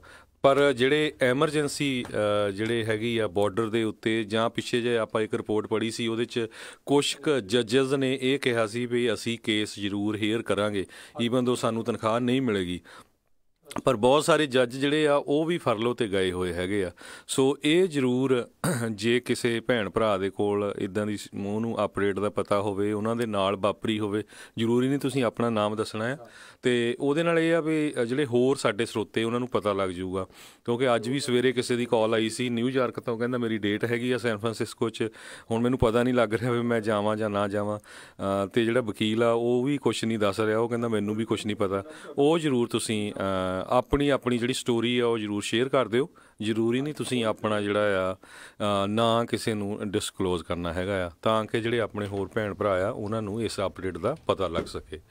ਜੀ, ਸੋ ਵੱਖ-ਵੱਖ ਜਿਹੜੀਆਂ ਖਬਰਾਂ ਆ ਰਹੀਆਂ, ਕੋਈ ਕਹਿੰਦੇ ਆ ਵੀ USCIS ਦੇ ਜਿਹੜੇ ਰੀਜਨਲ ਆਫਿਸ ਹੈਗੇ ਆ ਉਹ ਉਸੇ ਤਰੀਕੇ ਦੇ ਨਾਲ ਚੱਲ ਰਹੇ ਨੇ ਜਿਹੜਾ ਉਹਨਾਂ ਦਾ ਰੋਜ਼ਮਰਾ ਦਾ ਕੰਮ ਆ, ਅਤੇ ਜਿਹੜੇ ਇਮੀਗ੍ਰੇਸ਼ਨ ਜੱਜਿਸ ਨੂੰ ਲੈ ਕੇ ਆ, ਜਿੱਦਾਂ ਹਰਜੋਤ ਸਿੰਘ ਜੀ ਨੇ ਦੱਸਿਆ ਵੀ ਕਈ ਕਹਿੰਦੇ ਵੀ ਅਸੀਂ ਰੈਡੀ ਹਾਂ ਸੁਣਨ ਦੇ ਲਈ, ਅਤੇ ਉੱਦਾਂ ਅਧਿਕਾਰਤ ਤੌਰ ਦੇ ਉੱਤੇ ਕਹਿੰਦੇ ਆ ਵੀ ਇਮੀਗ੍ਰੇਸ਼ਨ ਦੇ ਜਿਹੜੇ ਵਕੀਲ, ਕਿਉਂਕਿ ਫੈਡਰਲ ਦੇ ਇੰਪਲੋਈ ਦੇ ਅਧੀਨ ਆਉਂਦੇ ਨੇ, ਤਾਂ ਉਹ ਜਿਹੜੇ ਸ਼ਟਡਾਊਨ ਚੱਲ ਰਹੇ ਨੇ। ਬਹੁਤ ਸਾਰਿਆਂ ਦੀਆਂ ਜਿਹੜੀਆਂ ਕੇਸਾਂ ਦੀਆਂ ਜਿਹੜੀਆਂ ਹੀਅਰਿੰਗਸ ਆ ਉਹ ਆਈਦਰ ਪੋਸਟਪੋਨ ਹੋਣਗੀਆਂ, ਜਾਂ ਓਬਵੀਅਸਲੀ ਫਿਰ ਉਹ ਪੋਸਟਪੋਨ ਹੋਣਗੀਆਂ ਕੈਂਸਲ ਹੋ ਕੇ। ਅਤੇ ਇੱਕ ਕਾਲਰ ਆਪਣੇ ਨਾਲ ਜੁੜੇ, ਉਹ ਸ਼ਾਇਦ ਇਹ ਦੱਸ ਰਹੇ ਆ ਵੀ ਉਹਨਾਂ ਦੇ ਜਾਣ ਪਛਾਣ ਦੇ ਬੰਦੇ ਦੀ ਜਿਹੜੀ ਆ ਗੌਰਮੈਂਟ ਸ਼ਟਡਾਊਨ ਦੇ ਦੌਰਾਨ ਹੀਅਰਿੰਗ ਜਿਹੜੀ ਉਹ ਹੋਈ ਵੀ ਹੈ। ਜੋਗਿੰਦਰ ਸਿੰਘ ਜੀ ਆਪਣੇ ਨਾਲ ਜੁੜੇ ਨੇ, ਸਵਾਗਤ ਹੈ, ਸਤਿ ਸ਼੍ਰੀ ਅਕਾਲ ਜੀ। ਆਪਣੇ ਰਿਲੇਟਿਵ ਸੀਗੇ, ਉਹਨਾਂ ਕੁੜੀ ਦਾ ਸੀਗਾ ਕੇਸ, ਫੈਮਿਲੀ ਦਾ ਹੀ ਸੀਗਾ ਟੋਟਲੀ। ਅੱਛਾ ਜੀ। ਪਰ 3 ਤਰੀਕ ਨੂੰ ਉਹਨਾਂ ਦੀ ਹੋਈ ਹੈ ਹੀਅਰਿੰਗ, 17 ਨੂੰ ਡਿਸੀਜਨ ਦੇਣਾ ਉਹਨਾਂ ਨੇ ਜੀ, ਗਾਹਾਂ ਭੇਜਦੇ ਆ ਜਾਂ ਪਾਸ ਕਰਦੇ ਆ ਜੀ। ਸੋ ਇਹ ਜਿਹੜਾ ਤੁਸੀਂ ਕਹਿੰਦੇ ਵੀ ਇਮੀਗ੍ਰੇਸ਼ਨ ਵਕੀਲ ਦੇ ਸਾਹਮਣੇ ਸੀ ਜਾਂ ਇਮੀਗ੍ਰੇਸ਼ਨ ਆਫਿਸਰ ਦੇ ਸਾਹਮਣੇ? ਮਾਫੀ, ਆਫਿਸਰ ਦੇ ਫਸਟ ਹੀਅਰਿੰਗ ਸੀ ਜੀ, ਆਫਿਸਰ ਕੋਲੇ ਹੁੰਦੀ, ਗਾਹਾਂ ਫਿਰ ਜੱਜ ਕੋਲੇ ਤਾਂ ਗਾਹਾਂ ਭੇਜਦੇ ਆ। ਜੇ ਉਹ ਗਾਹਾਂ ਭੇਜਦੇ ਆ ਤਾਂ ਜੇ ਥੱਲਿਓਂ ਅਪਰੂਵ ਹੋ ਜਾਏ ਤਾਂ ਥੱਲਿਓਂ ਹੋ ਜਾਂਦਾ। ਹੁਣ ਤੁਸੀਂ ਕਹਿੰਦੇ ਆ ਵੀ ਅਗਲੀ ਚੀਜ਼ ਜਿਹੜੀ ਜੱਜ ਦੇ ਮੋਹਰੇ ਹੋਣੀ ਆ ਫਿਰ? ਹੁਣ ਨਹੀਂ ਜੀ, ਨਹੀਂ, ਡਿਸੀਜਨ ਦੇਣਾ ਉਹਨਾਂ ਨੇ ਵੀ ਗਾਹਾਂ ਭੇਜਦੇ ਆ ਜਾਂ ਅਪਰੂਵ ਕਰਦੇ ਆ। ਅੱਛਾ, ਇਹ ਇਮੀਗ੍ਰੇਸ਼ਨ ਅਫਸਰ ਦੇ ਸਾਹਮਣੇ ਮੀਟਿੰਗ ਜਿਹੜੀ ਉਹਦੀ ਇੰਟਰਵਿਊ ਜਿਹੜੀ ਉਹ ਹੋਈ ਆ। ਠੀਕ ਹੈ, ਹੋਈ ਆ, ਹਾਂਜੀ, ਠੀਕ ਹੈ, ਥੈਂਕ ਯੂ ਜੋਗਿੰਦਰ ਜੀ, ਓਕੇ ਜੀ, ਸਤਿ ਸ਼੍ਰੀ ਅਕਾਲ। ਸੋ ਉਹੀ ਗੱਲ ਜਿੱਦਾਂ ਹਰਜੋਤ ਸਿੰਘ ਜੀ, ਫਿਰ ਇੱਥੋਂ ਇਹ ਇੰਨਾ ਪਤਾ ਲੱਗਦਾ ਵੀ ਜੱਜ ਦਾ ਤਾਂ ਪਤਾ ਨਹੀਂ, ਪਰ ਜਿਹੜੇ USCIS ਦੇ ਜਿਹੜੇ ਆਫਿਸਰ ਹੈਗੇ ਆ ਉਹ ਜਿਹੜੇ ਉਹ ਚੱਲ ਰਹੇ ਨੇ। ਲਿੰਬੋ ਜ਼ਰੂਰ ਬਣਿਆ ਆ ਵੀ ਪਤਾ ਨਹੀਂ ਆ ਵੀ ਕਿਹੜੇ ਪਾਸੇ ਨੂੰ ਗੱਲ ਜਿਹੜੀ ਉਹ ਜਾਣੀ ਆ, ਕਿੱਧਰ ਨੂੰ ਕਿਵੇਂ ਹੋਣਾ ਆ। ਸਭ ਨੂੰ ਬਹੁਤ ਭੁਲੇਖੇ ਆ। ਜੇ ਜੱਜ ਦੇ ਮੋਹਰੇ ਇੱਕ ਇਹ ਵੀ ਬਹੁਤ ਹਰਜੋਤ ਸਿੰਘ ਜੀ ਭੁਲੇਖਾ ਰਹਿੰਦਾ ਆ ਵੀ ਜੇ ਇਮੀਗ੍ਰੇਸ਼ਨ ਤੋਂ ਕੋਈ ਵੀ ਚਿੱਠੀ ਆਉਂਦੀ ਆ, ਜਾਂ ਉਸ ਨੂੰ ਆਪਾਂ ਹੀਅਰਿੰਗ ਕਹਿ ਦਿੰਦੇ ਆ, ਜਾਂ ਕਈ ਵਾਰੀ ਕੋਈ ਉਸ ਨੂੰ ਇੰਟਰਵਿਊ ਕਹਿ ਦਿੰਦਾ ਹੈ, ਕੋਈ ਕੁਛ ਕਹਿ ਦਿੰਦਾ ਆ। ਸੋ ਹੀਅਰਿੰਗ ਕਹਿੰਦੇ ਜ਼ਿਆਦਾਤਰ ਉਹੀ ਮੰਨੀ ਜਾਂਦੀ ਆ ਜਿਹੜੀ ਅਦਾਲਤ ਦੇ ਵਿੱਚ, ਜਿਹੜੀ ਜੱਜ ਦੇ ਸਾਹਮਣੇ ਜਿਹੜੀ ਆ ਉਹ ਹੁੰਦੀ ਆ। ਸੋ ਜਿੱਦਾਂ ਇਹਨਾਂ ਨੇ ਕਿਹਾ ਵੀ ਉਹ ਇਮੀਗ੍ਰੇਸ਼ਨ ਅਫਸਰ ਨੇ ਜਿਹੜੀ ਇੱਕ ਹਿਸਾਬ ਨਾਲ ਉਹਨਾਂ ਦੀ ਜਿਹੜੀ ਇੰਟਰਵਿਊ ਕੀਤੀ ਸੀ, ਕਿਉਂਕਿ ਉਹ USCIS ਦੇ ਅਫਸਰ ਸੀਗੇ, ਸੋ ਇਸ ਲਈ ਕਿਉਂਕਿ ਆਫਿਸ ਚੱਲ ਰਿਹਾ ਸੀਗਾ ਤਾਂ ਉਹਨਾਂ ਨੇ ਜਿਹੜੀ ਆ ਉਹ ਉਹਨਾਂ ਦੀ ਗੱਲ ਸੁਣ ਕੇ ਤੇ ਉਹ ਫੈਸਲਾ ਸੁਣਾਉਣਗੇ 17 ਨੂੰ ਵੀ ਜੱਜ ਕੋਲ ਜਾਊਗਾ ਕੇਸ ਜਾਂ ਕੀ ਜਿਹੜੇ ਆ ਉਹ ਗੱਲ ਬਣੇਗੀ। ਸੋ ਬਿਲਕੁਲ ਜੇ ਸਰੋਤਿਆਂ ਨੂੰ ਥੋੜ੍ਹੀ ਜਿਹੀ ਅਪਡੇਟ ਕਰਦੇ ਜਾਈਏ, ਜਿਹੜੀ CBS ਨਿਊਜ਼ ਆ ਉਹਨਾਂ ਵੱਲੋਂ ਇਹ ਆਇਆ ਵੀ ਬਹੁਤ ਸਾਰੇ ਜਿਹੜੇ ਮਾਈਗਰੈਂਟਸ ਹੈਗੇ ਆ ਉਹ ਲੀਗਲ ਲਿੰਬੋ ਦੇ ਵਿੱਚ ਹੈਗੇ ਆ ਕਿਉਂਕਿ ਗਵਰਨਮੈਂਟ ਸ਼ਟਡਾਊਨ ਆ, ਇਹਦੇ ਕਰਕੇ ਕਹਿੰਦੇ ਵੀ ਬਹੁਤ ਸਾਰੇ ਜਿਹੜੇ ਲੋਕ ਆ ਜਿਨ੍ਹਾਂ ਦੀਆਂ ਇਮੀਗ੍ਰੇਸ਼ਨ ਹੀਅਰਿੰਗ ਹੋਣੀਆਂ ਸੀਗੀਆਂ ਉਹ ਜਿਹੜੀਆਂ ਆ ਪੋਸਟਪੋਨ ਜਾਂ ਕੈਂਸਲ ਕਰ ਦਿੱਤੀਆਂ ਗਈਆਂ ਤੇ ਉਹਨਾਂ ਨੂੰ ਜਿਹੜੀਆਂ ਨਵੀਆਂ ਡੇਟਾਂ ਕਹਿੰਦੇ ਹੋ ਸਕਦਾ 2022 ਤੱਕ ਮਿਲਣ। ਸੂਈ ਚੰਗ ਕਰਕੇ ਇੱਕ ਮਿਆਮੀ ਬੇਸਡ ਇਮੀਗ੍ਰੇਸ਼ਨ ਅਟਾਰਨੀ ਆ ਜੋ ਕਿ ਫਾਰਮਰ ਪ੍ਰੈਜ਼ੀਡੈਂਟ ਹੈਗੀ ਆ ਅਮਰੀਕਨ ਇਮੀਗ੍ਰੇਸ਼ਨ ਲਾਇਰਸ ਐਸੋਸੀਏਸ਼ਨ ਦੀ, ਉਹਨਾਂ ਨੇ ਕਹਿੰਦੇ ਵੀ 1.5 ਲੱਖ ਤੋਂ ਵੱਧ ਜਿਹੜੇ ਹੈਗੇ ਲਾ ਪ੍ਰੋਫੈਸ਼ਨਲਸ ਉਹਨਾਂ ਦਾ ਜਿਹੜਾ ਸਰਵੇ ਕੀਤਾ ਹੈਗਾ, ਜਿਹਦੇ ਵਿੱਚ ਉਹਨਾਂ ਨੇ ਕਿਹਾ ਵੀ 90% ਜਿਹੜੇ ਰਿਸਪੌਂਡਰ ਸੀਗੇ ਆਲ ਓਵਰ USA ਉਹਨਾਂ ਨੇ ਇਹ ਕਿਹਾ ਵੀ ਬਹੁਤ ਹੀ ਵੱਡੀ ਗਿਣਤੀ ਦੇ ਵਿੱਚ ਲੋਕਾਂ ਦੀਆਂ ਜਿਹੜੀਆਂ ਹੀਅਰਿੰਗਸ ਆ ਉਹ ਕੈਂਸਲ ਹੋ ਗਈਆਂ ਹੈਗੀਆਂ ਆ। ਸੋ ਜਿਹੜੀ ਜੱਜ ਦੇ ਮੋਹਰੇ ਜਿਹੜੀਆਂ ਜੱਜ ਦੇ ਮੋਹਰੇ ਸੀ ਸੋ ਆਲਮੋਸਟ ਮੈਨੂੰ ਲੱਗਦਾ ਸਾਰੀਆਂ ਹੀ ਜਿਹੜੀਆਂ ਉਹ ਕੈਂਸਲ ਹੋਈਆਂ ਹੋਣਗੀਆਂ ਕਿਉਂਕਿ ਜੱਜ ਸਾਰੇ ਜਾਣੇ ਇਸ ਟਾਈਮ ਛੁੱਟੀ ਤੇ ਜਿਹੜੇ ਉਹਨਾਂ ਨੇ ਘੱਲੇ ਹੋਏ ਨੇ। ਸੋ ਬਿਲਕੁਲ ਉਹਨਾਂ ਨੇ ਇਹ ਕਿਹਾ ਵੀ ਹਰ ਇੱਕ ਬੰਦਾ ਐਜ ਦੇ ਉੱਤੇ ਆ। ਹੂਸਟਨ ਦੇ ਵਿੱਚ ਇੱਕ ਜੰਗ ਸੈਂਟਰਲ ਅਮਰੀਕਨ ਮੈਨ ਕਹਿੰਦੇ 2017 ਚ ਆਇਆ ਸੀ, ਉਸਨੇ ਪੋਲੀਟੀਕਲ ਅਸਾਈਲਮ ਲਈ ਅਪਲਾਈ ਕੀਤਾ ਸੀ ਤੇ ਉਹਦੀ ਹੀਅਰਿੰਗ ਸੀਗੀ ਤੇ ਉਹ ਸੇਮ ਡੇ ਉਹਦੀ ਜਿਹੜੀ ਹੀਅਰਿੰਗ ਆ ਉਹ ਕੈਂਸਲ ਕਰ ਦਿੱਤੀ ਗਈ ਹੈਗੀ ਆ। ਜੀ ਤੇ ਆਪਣੇ ਨਾਲ ਅਗਲੇ ਕਾਲਰ ਜੁੜੇ ਨੇ ਰਾਜਵਿੰਦਰ ਜੀ, ਸਤਿ ਸ਼੍ਰੀ ਅਕਾਲ, ਸਵਾਗਤ ਹੈ ਜੀ। ਸਤਿ ਸ੍ਰੀ ਅਕਾਲ ਜੀ, ਤੁਹਾਨੂੰ ਭਰਾਵਾਂ ਨੂੰ ਖਾਲਸਾ ਵਾਹਿਗੁਰੂ ਜੀ ਕੀ ਫਤਿਹ ਜੀ। ਸਤਿ ਸ੍ਰੀ ਅਕਾਲ। ਇਹ ਜੀ ਮੇਰਾ ਖਿਆਲ USI ਅੱਜ ਤੱਕ ਕੰਮ ਕਰ ਰਹੇ ਆ ਕਿਉਂਕਿ ਮੈਂ ਨਾ ਪਿਛਲੇ ਸ਼ੁੱਕਰਵਾਰ ਇੰਡੀਆ 'ਚ ਪਟੀਸ਼ਨ ਕੀਤੀ ਹੋਈ ਦੀ ਅਪਾਇੰਟਮੈਂਟ ਬਣਾਈ, ਉਹਨਾਂ ਦੀ ਇੰਟਰਵਿਊ ਬੰਬੇ ਆਈ ਹੈ। ਇਹ ਮਤਲਬ ਇੱਥੋਂ ਇੰਟਰਵਿਊ ਗਈ ਹੈ ਤੇ ਉਹ ਤਾਂ ਕੰਮ ਚੱਲ ਰਿਹਾ, ਜੱਜ ਵਾਲਾ ਤਾਂ ਮੈਨੂੰ ਵੀ ਨਹੀਂ ਪਤਾ, ਪਰ ਇੰਡੀਆ ਦੇ ਵਿੱਚ ਇੰਟਰਵਿਊ ਦੇ ਰਹੇ ਆ, ਲੈ ਰਹੇ ਆ, ਇਹ ਮੇਰਾ ਮੇਕ ਸ਼ੋਰ ਹੈ। ਦੂਸਰਾ ਕੁਐਸਚਨ ਤੁਹਾਨੂੰ ਥੋੜਾ ਜਿਹਾ ਵੀ ਜਿਹੜੀ ਇਹ ਸ਼ਟਡਾਊਨ ਹੈ ਇਹ ਮੈਨੂੰ ਇਹ ਵੀ ਸਮਝ ਆ ਰਹੀ ਵੀ ਜਿਹੜੇ EMPLOYEES ਹੈ ਇਹਨਾਂ ਦੇ ਕੀ ਕਸੂਰ ਹੈ, ਇਹਨਾਂ ਦੀ ਪੇ ਕਿਉਂ ਬੰਦ ਹੈ ਜੀ? ਇਹ ਪੜਨਾ ਜਾਂ ਸੜਕ ਪੜਨੀ ਜਾਂ ਕੰਧ ਪੜਨੀ ਹੈ ਬਾਰਡਰ ਦੀ ਜੀ PSF ਦਾ ਕੀ ਕਸੂਰ ਹੈ?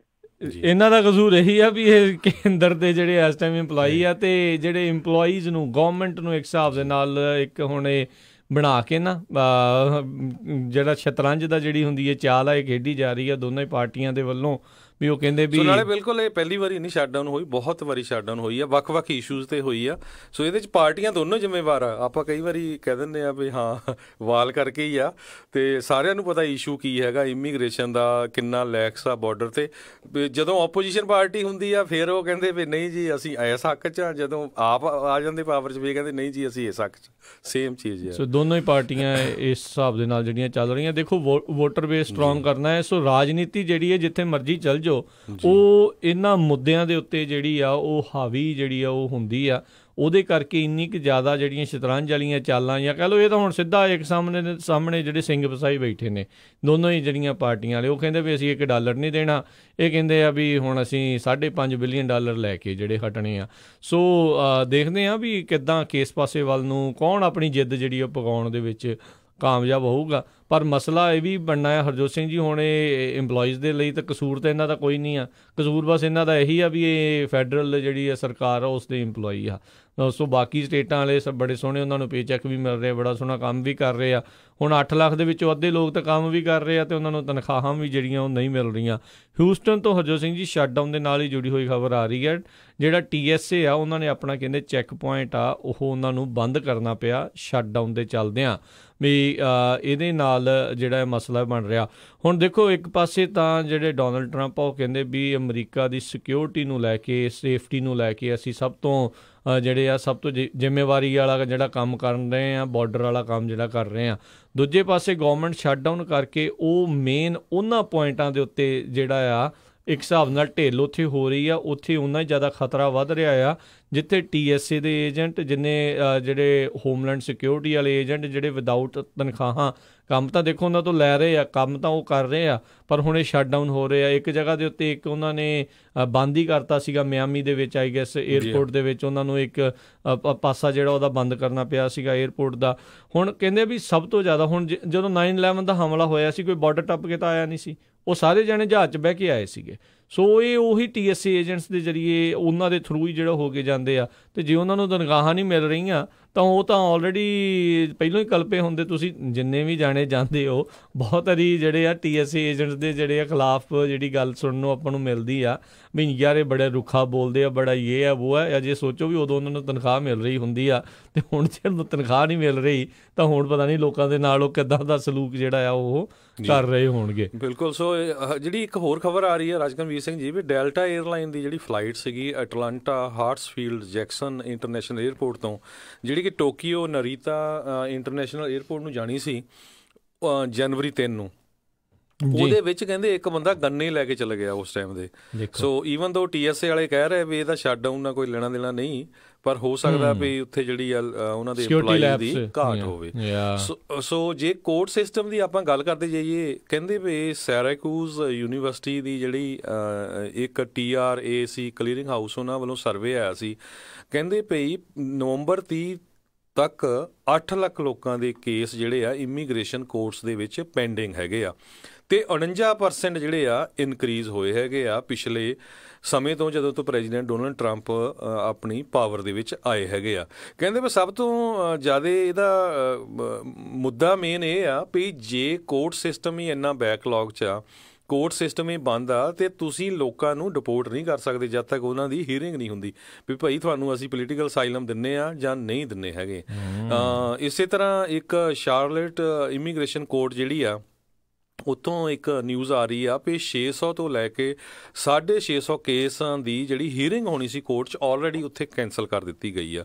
16,000 ਦੇ ਕਰੀਬ ਜਿਹੜੇ ਕੇਸ ਆ ਉੱਥੇ ਆਲਰੇਡੀ ਪੈਂਡਿੰਗ ਆ। ਸੋ ਇਹਦਾ ਅਸਰ ਇਹਦਾ ਮਤਲਬ ਇਹ ਆ ਵੀ ਜਿਹੜੀ ਇਮੀਗ੍ਰੇਸ਼ਨ ਹੀਅਰਿੰਗਸ ਹੈਗੀ ਆ ਕੋਰਟਸ ਦੇ ਵਿੱਚ, ਉਹਨਾਂ ਦੇ ਵਿੱਚ ਬਹੁਤ ਸਾਰਿਆਂ ਦੀਆਂ ਕੈਂਸਲੇਸ਼ਨ ਚੱਲ ਰਹੀਆਂ ਹੈਗੀਆਂ। ਬਿਲਕੁਲ। ਸੋ ਬੇਸਿਕਲੀ ਉਹਨਾਂ ਲੋਕਾਂ ਦੇ ਲਈ ਆਫਤ ਜ਼ਿਆਦਾ ਆ ਜਿਨ੍ਹਾਂ ਦੀਆਂ ਹੀਅਰਿੰਗ ਪਤਾ ਨਹੀਂ ਕਦੋਂ ਤੋਂ ਪਈਆਂ, ਅਤੇ ਹੁਣ ਇਸ ਪ੍ਰਸ਼ਾਸਨ ਦੇ ਦੌਰਾਨ ਉਹਨਾਂ ਦੀਆਂ ਤਰੀਕਾਂ ਜਿਹੜੀਆਂ ਆ ਉਹ ਆਉਣੀਆਂ, ਕਿਉਂਕਿ ਜਿਹੜੇ ਜੱਜਿਸ ਆ ਉਹਨਾਂ ਨੂੰ ਨਿਰਦੇਸ਼ ਜਿਹੜੇ ਆ ਥੋੜ੍ਹੇ ਕਰੜੇ ਨੇ, ਥੋੜ੍ਹੇ ਹੋਰ ਤਰ੍ਹਾਂ ਦੇ ਨੇ। ਜਿੱਦਾਂ ਹਰਜੋਤ ਜੀ ਨੇ ਦੱਸਿਆ ਵੀ ਅੱਜ ਜੇ ਕੋਈ ਬੰਦਾ ਫੜਦੇ ਵੀ ਆ ਤਾਂ ਜ਼ਰੂਰੀ ਨਹੀਂ ਉਹਨੂੰ ਉਸੇ ਵੇਲੇ ਹੀ ਜਿਹੜਾ ਉਹ ਡਿਪੋਰਟ ਆ ਉਹ ਕਰਨ ਦੇ ਵਿੱਚ ਉਹ ਕਾਮਯਾਬ ਹੋਣਗੇ। ਹੀਅਰਿੰਗ ਦਾ ਜਿਹੜਾ ਬੈਕਲੌਗ ਜਿਹੜਾ ਆ ਉਹ ਬਹੁਤ ਜ਼ਿਆਦਾ ਜਿਹੜਾ ਉਹ ਚੱਲ ਰਿਹਾ ਆ। ਉੱਤੋਂ ਦੇ ਹੁਣ ਤਾਂ ਇਮੀਗ੍ਰੇਸ਼ਨ ਦੇ ਜੱਜ ਵੀ ਜਿਹੜੇ ਟੋਟਲੀ ਵਿਹਲੇ ਇਸ ਟਾਈਮ ਬੈਠੇ ਆ, ਕੰਮ ਉਹ ਕਰ ਸਕਦੇ ਨੇ, ਪਰ ਗੌਰਮੈਂਟ ਸ਼ਟਡਾਊਨ ਦੇ ਕਰਕੇ ਜਿਹੜਾ ਉਹ ਕੰਮ ਕਰਨ ਤੋਂ ਜਿਹੜਾ ਉਹ ਕੰਮ ਜਿਹੜਾ ਉਹ ਨਹੀਂ ਕਰਨਗੇ, ਕਿਉਂਕਿ ਟੋਟਲੀ ਜਿਹੜੀ ਗੌਰਮੈਂਟ ਆ ਉਹ ਇੱਕ ਪਾਰਸ਼ਲ ਜਿਹਨੂੰ ਕਹਿ ਰਹੇ ਉੱਦਾਂ ਵੈਸੇ ਪਾਰਸ਼ਲ ਗੌਰਮੈਂਟ ਸ਼ਟਡਾਊਨ ਹੋਈ ਆ। ਇਹ ਮਸਲਾ ਬਹੁਤ ਜ਼ਿਆਦਾ ਗੰਭੀਰ ਬਣਦਾ ਜਾ ਰਿਹਾ। ਜਿੱਦਾਂ ਹਰਜੋਤ ਜੀ ਨੇ ਪੋਲਸ ਦੇ ਇਸ਼ਾਰਾ ਜਿਹੜਾ ਕੀਤਾ ਸੀਗਾ, ਅਤੇ ਜਿਹੜੀਆਂ ਹੁਣ ਨਵੀਆਂ ਪੋਲਸ ਕਈ ਜਿਹੜੀਆਂ ਆ ਰਹੀਆਂ ਉਹਦੇ ਵਿੱਚ ਬਹੁਤ ਸਾਰੇ ਲੋਕ ਜਿਹੜਾ ਗੌਰਮੈਂਟ ਸ਼ਟਡਾਊਨ ਦਾ ਦੋਸ਼ ਜਿਹੜੇ ਆ ਰਿਪਬਲਿਕਨ ਪਾਰਟੀ ਅਤੇ ਜਿਹੜੇ ਡੋਨਲਡ ਟਰੰਪ ਉਹਨਾਂ ਦੇ ਉੱਤੇ ਜਿਹੜਾ ਕਰ ਰਹੇ ਨੇ, ਅਤੇ ਜੇ ਦੂਜੇ ਪਾਸੇ ਵਾਲਿਆਂ ਦਾ ਦੇਖੋ ਉਹ ਜਿਹੜੇ ਡੈਮੋਕ੍ਰੇਟ ਵਾਲਿਆਂ ਦੇ ਉੱਤੇ ਦੋਸ਼ ਜਿਹੜਾ ਉਹ ਕਰ ਰਹੇ ਨੇ। ਸੋ ਇਨ ਦੀ ਐਂਡ ਜਿੱਦਾਂ ਆਪਾਂ ਪਹਿਲਾਂ ਵੀ ਹਰਜੋਤ ਸਿੰਘ ਜੀ ਕਹਿੰਦੇ ਰਹੇ ਆ ਨਾ ਵੀ ਇਹ ਜਿਹੜੇ ਬਹੁਤ ਸਾਰੀ ਜਿਹੜੀ ਪਾਰਟੀ ਦੀ ਲੋਇਲਟੀ ਅਤੇ ਸਾਰਾ ਕੁਛ ਜਿਹੜੀਆਂ ਹੁੰਦੀਆਂ ਆ ਇਹ ਉਨੀ ਦੇਰ ਤੱਕ ਹੀ ਰਹਿੰਦੀਆਂ ਜਿੰਨੀ ਦੇਰ ਤੱਕ ਜੇਬ ਦੇ ਵਿੱਚ ਡਾਲਰ ਆ ਰਹੇ ਹੁੰਦੇ ਆ। ਜਦੋਂ ਡਾਲਰ ਆਉਣੇ ਬੰਦ ਹੁੰਦੇ ਆ ਉਹ ਲੋਇਲਟੀਆਂ ਚੁਟਕੀਆਂ ਦੇ ਵਿੱਚ ਕਹਿੰਦੇ ਆ ਉਹ ਚੇਂਜ ਜਿਹੜੀਆਂ ਹੁੰਦੀਆਂ, ਉਹੀ ਬੰਦਾ ਜਿਹੜਾ ਚੰਗਾ ਹੁੰਦਾ ਆ ਉਹ ਮਿੰਟਾਂ 'ਚ ਜਿਹੜੇ ਉਹਦੇ ਪ੍ਰਤੀ ਲੋਕ ਜਿਹੜੀਆਂ ਗਾਲਾਂ ਕੱਢਣੀਆਂ ਸ਼ੁਰੂ ਕਰ ਦਿੰਦੇ ਆ। ਸੋ ਇਹ ਹੁਣ ਦੇਖਣ ਵਾਲੀ ਗੱਲ ਹੋਊਗੀ ਵੀ ਇਹ ਜਿਹੜਾ ਟੋਟਲ ਜਿਹੜਾ ਗੌਰਮੈਂਟ ਸ਼ਟਡਾਊਨ ਆ ਉਹ ਕਿਸ ਪਾਸੇ ਵੱਲ ਨੂੰ ਜਿਹੜਾ ਉਹ ਜਾਊਗਾ।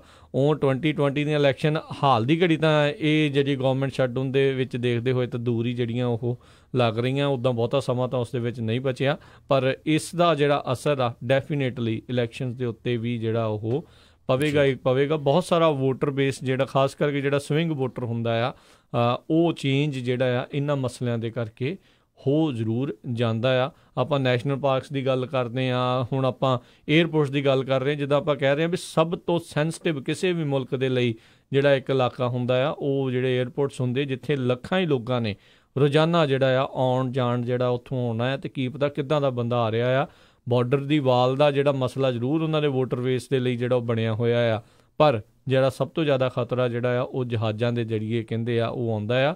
ਕੱਲ੍ਹ ਹਰਜੋਤ ਸਿੰਘ ਜੀ ਇੱਕ ਜਦੋਂ ਬੀਤੇ ਵੀਕਐਂਡ ਦੇ ਉੱਤੇ ਅਲ ਚਾਪੋ ਜਿਹੜਾ ਡਰੱਗ ਕਾਰਟਲ ਵਾਲਾ ਆ, ਅਤੇ ਉਸ ਨੇ ਜਿਹੜੇ ਕੱਲ੍ਹ ਅਦਾਲਤੀ ਦਸਤਾਵੇਜ਼ਾਂ ਦੇ ਮੁਤਾਬਕ ਇਹ ਉਸ ਦੇ ਵਿੱਚੋਂ ਜਿਹੜੀਆਂ ਗੱਲਾਂ ਸਾਹਮਣੇ ਆਈਆਂ ਆ ਉਹਨਾਂ ਦੇ ਜਿਹੜੇ ਕਰਿੰਦੇ ਫੜੇ ਆ ਉਹ ਕਹਿ ਰਹੇ ਆ ਵੀ ਜਿੱਥੇ ਖਾਲੀ ਬਾਰਡਰ ਨਹੀਂ ਹੈਗਾ ਉੱਥੋਂ ਨਹੀਂ ਅਸੀਂ ਕਰਦੇ ਸਮਗਲ ਕਰਦੇ ਜਿਹੜਾ ਡਰੱਗ। ਸੋ ਇਹ ਰੌਲਾ ਹੀ ਆ ਜਿਹੜਾ ਵੀ ਵਾਲ ਚਾਹੀਦੀ ਵੀ ਉੱਧਰੋਂ ਦੀ ਖਾਲੀ ਥਾਵਾਂ ਤੋਂ ਆ ਰਹੇ ਆ। ਸਾਡੇ ਤਰੀਕੇ ਬਹੁਤ ਹੋਰ ਤਰ੍ਹਾਂ ਦੇ ਆ ਜਿਹਦੇ ਜ਼ਰੀਏ ਜਿਹੜੇ ਅਸੀਂ ਡਰੱਗ ਆ ਉਹ ਅਮਰੀਕਾ ਤੱਕ ਜਿਹੜਾ ਉਹ ਘਲਾ ਰਹੇ ਆ। ਸੋ ਟਨਲਸ ਨੂੰ ਲੈ ਕੇ ਕਰਦੇ ਆ, ਜਿਹੜੇ ਲੋਕਾਂ ਨੂੰ ਐਜ਼ ਏ ਮਿਊਲਸ ਖੱਚਰਾਂ ਦੇ ਵਾਂਝੂ ਜਿਹੜਾ ਆ ਉਹ ਵਰਤਿਆ ਜਾਂਦਾ ਆ।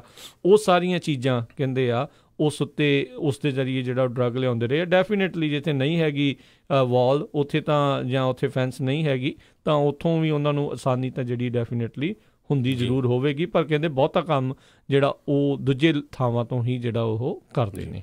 ਸੋ ਵਾਲ ਦੇ ਨਾਲ ਮੇਰੇ ਖਿਆਲ ਨਾਲ ਜਿਹੜਾ ਮੈਕਸੀਕੋ ਆ ਉਹਦੇ 'ਤੇ ਸੈਂਕਸ਼ਨ ਲਾਉਣੀਆਂ ਚਾਹੀਦੀਆਂ ਪ੍ਰੈਜ਼ੀਡੈਂਟ ਟਰੰਪ ਨੂੰ, ਕਿਉਂਕਿ ਉਹਨਾਂ ਨੂੰ ਕੰਟਰੋਲ ਕਰਨਾ ਚਾਹੀਦਾ ਵੀ ਜਿਹੜਾ ਉੱਧਰੋਂ ਇੰਨਾ ਸਮਾਨ ਆ ਰਿਹਾ ਹੈਗਾ ਆ। ਆਪਾਂ ਐਲ ਚੈਪੋ ਦੀ ਜੇ ਸਟੋਰੀ ਦੇਖਦੇ ਜਾਈਏ ਉਹ ਤਾਂ ਇੰਨੇ ਸਰਪ੍ਰਾਈਜ਼ ਆਉਂਦੇ ਆ ਵੀ ਉਹਨਾਂ ਨੇ ਇੱਕ ਸਪੈਸ਼ਲ ਜਿਹੜਾ ਆ ਕੈਬਨਿਟ ਪੋਜੀਸ਼ਨ ਕ੍ਰੀਏਟ ਕੀਤੀ ਸੀ ਮੈਕਸੀਕੋ ਗਵਰਨਮੈਂਟ ਨੇ, ਜਿਹੜੀ ਡਰੱਗ ਕਾਰਟੇਲਸ ਨੂੰ ਕੰਟਰੋਲ ਕਰੂਗੀ। ਜਿਹੜੇ ਉਹਨਾਂ ਦੇ ਪੁਲਿਸ ਫੋਰਸ ਜਿਹੜੀ ਸੀ ਉਹ ਕਹਿੰਦੇ ਵੀ ਜਿਹੜਾ ਉਹਦਾ ਚੀਫ ਬੰਦਾ ਸੀਗਾ ਉਹ ਕੈਬਨਿਟ ਮਿਨਿਸਟਰ, ਉਹਨੂੰ ਹੀ ਉਹ ਜਿੱਦਾਂ ਜਿਹੜੇ ਆਪਣੇ ਬਰੀਫ ਕੇਸ ਭਰ ਕੇ ਡਾਲਰਾਂ ਦੇ ਦੇਈ ਜਾਂਦੇ ਸੀ। ਇੱਥੇ ਤੱਕ ਜਿਹੜੀ ਕਰਪਸ਼ਨ ਸੀ ਉਹਨਾਂ ਦੇ ਕੋਲ ਇੰਨੀ ਕੁ ਜ਼ਿਆਦਾ ਹਰਜੋਤ ਸਿੰਘ ਜੀ ਜਿਹੜੀ ਮਨੀ ਸੀ ਜੀ, ਇੰਨੀ ਕੁ ਜ਼ਿਆਦਾ ਜਿਹੜੀ ਉਹ ਮਨੀ ਸੀ, ਡਿਮਾਂਡ ਬਹੁਤ ਜ਼ਿਆਦਾ ਸੀ। ਸਭ ਤੋਂ ਜ਼ਿਆਦਾ ਪਹਿਲਾਂ ਜਿਹੜਾ ਕੰਮ ਫਲੋਰੀਡਾ ਵਾਲੇ ਪਾਸੇ ਜਿਹੜਾ ਇਹਨਾਂ ਨੇ ਜਿਹੜਾ ਸ਼ੁਰੂ ਕੀਤਾ ਸੀ, ਜਹਾਜ਼ ਦੇ ਉੱਤੇ ਜਿਹੜਾ ਉਹ ਲਿਆਉਂਦੇ ਹੁੰਦੇ ਸੀ। ਸਾਬਕਾ ਜਿਹੜਾ ਅਮਰੀਕੀ ਪਾਇਲਟ ਹੀ ਜਿਹੜਾ ਉਸਨੇ ਕੰਮ ਜਿਹੜਾ ਸ਼ੁਰੂ ਕਰਵਾਇਆ ਸੀਗਾ। ਚਲੋ ਇਹ ਤਾਂ ਹੋਰ ਟਾਈਮ ਦੀ ਜਿਹੜੀ ਸਟੋਰੀ ਹੈ, ਕਿਸੇ ਟਾਈਮ ਜਦੋਂ ਆਪਾਂ ਚਲੋ ਫਿਰ ਉੱਦਾਂ ਗੱਲ ਕਰਾਂਗੇ। ਪਰ ਜੇ ਉੱਦਾਂ ਦੇਖਦੇ ਜਾਈਏ ਵੀ ਇਹ ਜਿਹੜੀ ਚੀਜ਼ ਨੂੰ ਮੰਨ ਲੈਣਾ ਵੀ ਹਾਂ ਕੱਲੀ ਜਿੱਥੇ ਬਾਰਡਰ ਆ ਉਹਦੇ ਜ਼ਰੀਏ ਹੀ ਜਿਹੜੀ ਆ ਕਹਿ ਲਓ ਵੀ ਮਾੜੇ ਅਨਸਰ ਜਾਂ ਮਾੜੀਆਂ ਚੀਜ਼ਾਂ ਜਿਹੜੀਆਂ ਪ੍ਰਵੇਸ਼ ਕਰਦੀਆਂ ਮੁਲਕ ਦੇ ਵਿੱਚ, ਉਹ ਟੋਟਲੀ ਗਲਤ ਆ। ਅਤੇ ਉਸ ਚੀਜ਼ ਦੇ ਕਰਕੇ ਬਾਕੀ ਸਾਰੀਆਂ ਨੂੰ ਜਿਹੜਾ ਸੂਲੀ 'ਤੇ ਜਿਹੜਾ ਉਹ ਨਹੀਂ ਟੰਗਣਾ ਜਿਹੜਾ ਉਹ ਚਾਹੀਦਾ। ਬ੍ਰੇਕ ਦਾ ਵੇਲਾ ਹੋ ਚੁੱਕਾ, ਬ੍ਰੇਕ ਤੋਂ ਬਾਅਦ ਮੁੜ ਕੇ ਫਿਰ ਵਾਪਸ ਆਉਂਦੇ ਹਾਂ। LA ਦੇ ਵਿੱਚ ਅੱਜ ਇੱਕ ਸਭ ਤੋਂ ਵੱਡੀ ਜਿਹੜੀ ਸਟਰਾਈਕ ਦੀ ਜਿਹੜੀ ਉਹ ਖਬਰ ਆ ਰਹੀ ਮਾਸਟਰਾਂ ਵੱਲੋਂ, ਸੋ ਉਹਦੇ ਬਾਰੇ ਜਿਹੜੀ ਜਾਣਕਾਰੀ ਦੇਵਾਂਗੇ। ਮਿਲਦੇ ਹਾਂ ਇੱਕ ਬ੍ਰੇਕ ਤੋਂ ਬਾਅਦ 'ਚ।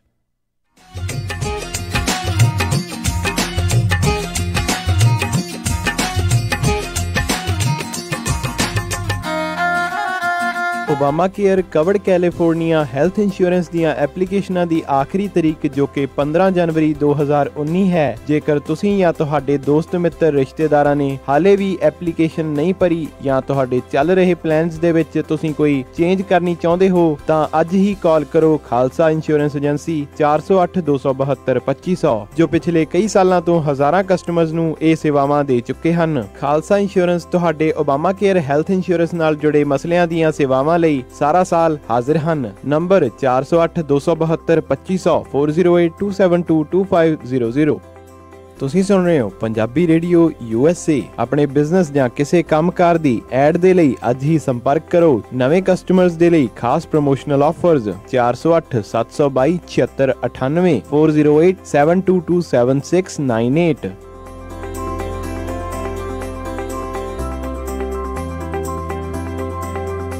ਸ਼ਾਬਾਸ਼ ਡਿੰਪੀ, ਪਿਛਲੇ ਕੁਝ ਦਿਨਾਂ ਤੋਂ ਦੇਖ ਰਿਹਾ ਆ ਬੜੇ ਟਾਈਮ ਨਾਲ ਆਉਂਦਾ ਆ, ਪੂਰੀ ਫੁਰਤੀ ਨਾਲ ਕੰਮ ਕਰਦਾ ਆ ਤੇ ਖੁਸ਼ ਵੀ ਰਹਿਣ ਲੱਗ ਪਿਆ ਆ। ਕੀ ਵਜ੍ਹਾ ਆ ਇਸ ਪਿੱਛੇ? ਬਸ ਵੀਰ ਜੀ, ਮੈਂ ਤਾਂ ਇਸ ਦਾ ਸਾਰਾ ਧੰਨਵਾਦ ਮੈਟਰੈਸ ਐਕਸਪ੍ਰੈਸ ਰੋਜ਼ਵਿਲ ਵਾਲੇ ਅੰਮ੍ਰਿਤਸਰਾਂ ਨੂੰ ਦਿੰਨਾ, ਜਿਨ੍ਹਾਂ ਨੇ ਮੈਨੂੰ ਬੜਾ ਹੀ ਆਰਾਮਦਾਇਕ ਮੈਟਰੈਸ ਦਵਾਇਆ। ਹੁਣ ਮੈਂ ਚੈਨ ਦੀ ਨੀਂਦ ਸੌਂਦਾ ਆ। ਮੈਟਰੈਸ ਐਕਸਪ੍ਰੈਸ ਰੋਜ਼ਵਿਲ, ਜਿਨ੍ਹਾਂ ਦੇ ਕੋਲੋਂ high quality mattress wholesale price ਤੇ ਮਿਲਦੇ ਹਨ। ਤੁਸੀਂ ਇੱਥੋਂ Sealy, Simmons, Nature Sleep, gel memory foam, adjustable base ਵਾਲੇ ਗੱਦੇ ਲੈ ਸਕਦੇ ਹੋ। ਬਾਕੀ ਵੱਡੇ ਸਟੋਰਾਂ ਨਾਲੋਂ 50 ਤੋਂ 70% ਤੱਕ ਘੱਟ ਕੀਮਤਾਂ ਹੁੰਦੀਆਂ ਹਨ। ਇਹ ਪੰਜਾਬੀ ਵਿੱਚ ਗੱਲ ਕਰਦੇ ਨੇ। ਇਹਨਾਂ ਦਾ ਐਡਰੈਸ 1811 ਡਗਲਸ ਬੁਲੇਵਾਰਡ, ਰੋਜ਼ਵਿਲ, ਰੌਸ ਸਟੋਰ ਦੇ ਨਜ਼ਦੀਕ। ਹੋਰ ਜਾਣਕਾਰੀ ਲਈ ਕਾਲ ਅੰਮ੍ਰਿਤਸਰਾਂ 530-415-5959 530-415 5959। ਮੈਨੀ ਹੇਅਰ 5303007663 530-37663। ਇਹਨਾਂ ਦੇ ਸਟੋਰ ਯੂਬਾ ਸਿਟੀ, ਡੇਵਿਸ ਅਤੇ ਫਾਲਸਮ ਵਿੱਚ ਵੀ ਹਨ। ਵਿਹਾਨੀਆਂ ਕੋਕਾ ਕੜਵਾ ਦੇ ਮਾਇਆ ਕੋਕਾ। ਮੈਂ ਕਿਹਾ ਸੁਣਦੇ ਨਹੀਂ ਜੀ, ਮੇਰੀਆਂ ਸਾਰੀਆਂ ਸਹੇਲੀਆਂ ਕੋਲ ਸੋਨੇ ਦੇ ਬੜੇ ਸੋਹਣੇ ਸੋਹਣੇ ਗਹਿਣੇ ਆ। ਇੱਕ ਮੈਂ ਹੀ ਆ ਜਿਹੜੀਆਂ ਪੁਰਾਣੀਆਂ ਜੀਆਂ ਵਾਲੀਆਂ ਪਾਈ ਫਿਰਦੀ ਨੂੰ ਕਿੰਨੇ ਸਾਲ ਹੋ ਗਏ ਆ। ਮੈਨੂੰ ਨਹੀਂ ਪਤਾ, ਮੈਨੂੰ ਵੀ ਸੋਹਣੇ ਸੋਹਣੇ ਗਹਿਣੇ ਬਣਵਾ ਕੇ ਦਿਓ। ਲੈ ਇਹ ਕਿਹੜੀ ਗੱਲ ਆ? ਤੂੰ ਚੱਲ ਬੱਗਾ ਜੁਐਲਰਸ ਦੇ, ਮੈਂ ਤੈਨੂੰ ਹੁਣੇ ਲੈ ਕੇ ਦਿੰਨਾ ਸੋਹਣੇ ਸੋਹਣੇ ਗਹਿਣੇ। ਫਿਰ ਦੇਖੀ ਤੇਰੀ ਵੀ ਸਹੇਲੀਆਂ 'ਚ ਟੌਰ ਬਣ ਜਾਊਗੀ। ਬੱਗਾ ਜਿਊਲਰਸ ਸੈਕਰਾਮੈਂਟੋ ਜਿੱਥੋਂ ਖਰੀਦ ਸਕਦੇ ਹੋ ਵਿਆਹ ਸ਼ਾਦੀਆਂ ਲਈ ਖੂਬਸੂਰਤ ਗਹਿਣੇ ਤੇ ਨਾਲ ਹੀ ਸੋਨੇ ਦੇ ਬਦਲੇ ਕੈਸ਼ ਵੀ ਲੈ ਸਕਦੇ ਹੋ। ਵਿਆਹ ਸ਼ਾਦੀ ਜਾਂ ਕਿਸੇ ਵੀ ਇਵੈਂਟ ਤੇ ਡੈਕੋਰੇਸ਼ਨ ਵੀ ਕਰਦੇ ਹਨ ਤੇ ਹਰ ਤਰ੍ਹਾਂ ਦੇ ਕਸਟਮ ਗਹਿਣੇ ਤਿਆਰ ਕਰਵਾ ਸਕਦੇ ਹੋ। ਹੋਰ ਜਾਣਕਾਰੀ ਲਈ ਕਾਲ ਕਰੋ ਜੌਨੀ ਜੀ ਨੂੰ 9169128842 916 912 8842। ਪਤਾ ਨੋਟ ਕਰੋ 6930 65th street number 115 Chinatown supermarket Sacramento. Phone number 916 912 8842 9169128842। Bagga jewellers Sacramento. ਸਤਿ ਸ੍ਰੀ ਅਕਾਲ ਮੈਡਮ ਜੀ, ਪਤਾ ਲੱਗਾ ਸੀ ਤੁਹਾਡੇ ਬੱਚੇ ਦਾ ਵਿਆਹ। ਮੈਂ ਸੋਚਿਆ ਵੀ ਜਾ ਕੇ ਪਤਾ ਕਰੀਏ। ਲਿਖਾਓ ਕੀ ਕੀ ਰਿਕੁਆਇਰਮੈਂਟ ਹੈ। ਹਾਂਜੀ ਦੇਖੋ 1300 ਤੋਂ 1400 ਤੱਕ ਦੀ ਸਾਡੀ ਗੈਦਰਿੰਗ ਹੋਏਗੀ। ਐਨੀ ਤੇ ਪਾਰਟੀ ਹਾਲ ਮੈਨੂੰ ਬਿਲਕੁਲ ਨਵਾਂ ਨਕੋਰ ਚਾਹੀਦਾ। ਅੱਛਾ ਜੀ। ਤੇ ਫੂਡ ਦੀ ਕੁਆਲਿਟੀ ਨਾਲ ਪਲੀਜ਼ ਕੋਈ ਕੰਪਰੋ ਨਹੀਂ ਚਾਹੀਦਾ। ਅੱਛਾ ਜੀ। ਤੇ ਡੈਕੋਰੇਸ਼ਨ ਜਿਹੜੀ ਉਹ ਬਿਲਕੁਲ ਲਾਜਵਾਬ ਹੋਵੇ। ਅੱਛਾ ਜੀ। ਐਂਡ ਮੋਰ ਓਵਰ ਇੰਨੀ ਕੁ ਗੈਦਰਿੰਗ ਆ ਤਾਂ ਪਾਰਕਿੰਗ ਸਪੇਸ ਵੀ ਖੁੱਲੀ ਹੋਣੀ ਚਾਹੀਦੀ ਆ। ਚੰਗਾ ਫਿਰ ਮੈਡਮ ਜੀ ਮੈਂ ਤੇ ਚੱਲਦਾ। ਹੁਣ ਤੁਸੀਂ ਕਿੱਥੇ ਚੱਲੇ?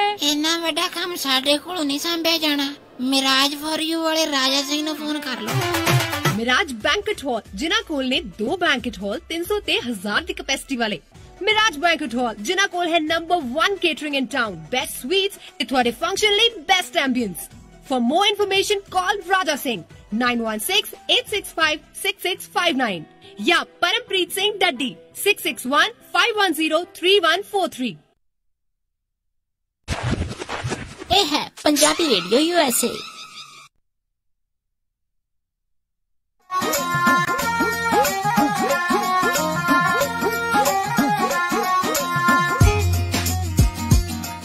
ਪੰਜਾਬੀ ਰੇਡੀਓ USA ਸੁਣ ਰਹੇ ਸਾਰੇ ਹੀ ਮਾਣਯੋਗ ਅਤੇ ਸਤਿਕਾਰਤ ਸਰੋਤਿਆਂ ਨੂੰ ਬਹੁਤ ਹੀ ਪਿਆਰ ਸਤਿਕਾਰ ਸਾਹਿਬ ਦੋਨੋਂ ਜੋੜ ਕੇ ਨਿੱਕੀ ਜਿਹੀ ਸਤਿ ਸ੍ਰੀ ਅਕਾਲ ਸਭ ਨੂੰ ਜੀ ਆਇਆਂ ਨੂੰ ਆਖਦੇ ਹਾਂ। ਸਰੋਤਿਓ ਪ੍ਰੋਗਰਾਮ ਦੇ ਵਿੱਚ ਆਪ ਸਭ ਦਾ ਨਿੱਘਾ ਸਵਾਗਤ ਹੈ। ਪ੍ਰੋਗਰਾਮ ਚੱਲ ਰਿਹਾ ਜੀ ਅਪਡੇਟ ਅਮਰੀਕਾ। ਹਰਜੋਤ ਸਿੰਘ ਜੀ ਆਇਆਂ ਨੂੰ ਸਵਾਗਤ ਹੈ ਜੀ। ਧੰਨਵਾਦ ਜੀ। ਸਰੋਤਿਆਂ ਨੂੰ ਜੀ ਆਇਆਂ ਨੂੰ ਤੇ ਬਹੁਤ ਹੀ ਪਿਆਰ ਤੇ ਸਤਿਕਾਰ ਭਰੀ ਸਤਿ ਸ੍ਰੀ ਅਕਾਲ ਇੱਕ ਵਾਰੀ ਫਿਰ ਜੀ। ਤੇ ਆਪਣੇ ਨਾਲ ਇਸ ਟਾਈਮ ਜਕਾਰਾ ਮੂਵਮੈਂਟ ਤੋਂ ਜੁੜੇ ਹੋਏ ਨੇ ਪਲਵਿੰਦਰ ਕੌਰ ਜੀ। ਉਹ ਜਿਹੜਾ ਉਹਨਾਂ ਦਾ ਆ ਰਿਹਾ ਲੇਟੈਸਟ ਕਾਨਫਰੰਸ ਆ ਜਕਾਰਾ ਮੂਵਮੈਂਟ ਦੇ ਵੱਲੋਂ, ਉਹ ਉਸ ਦੇ ਬਾਰੇ ਜਿਹੜੀ ਜਾਣਕਾਰੀ ਦੇਣਗੇ।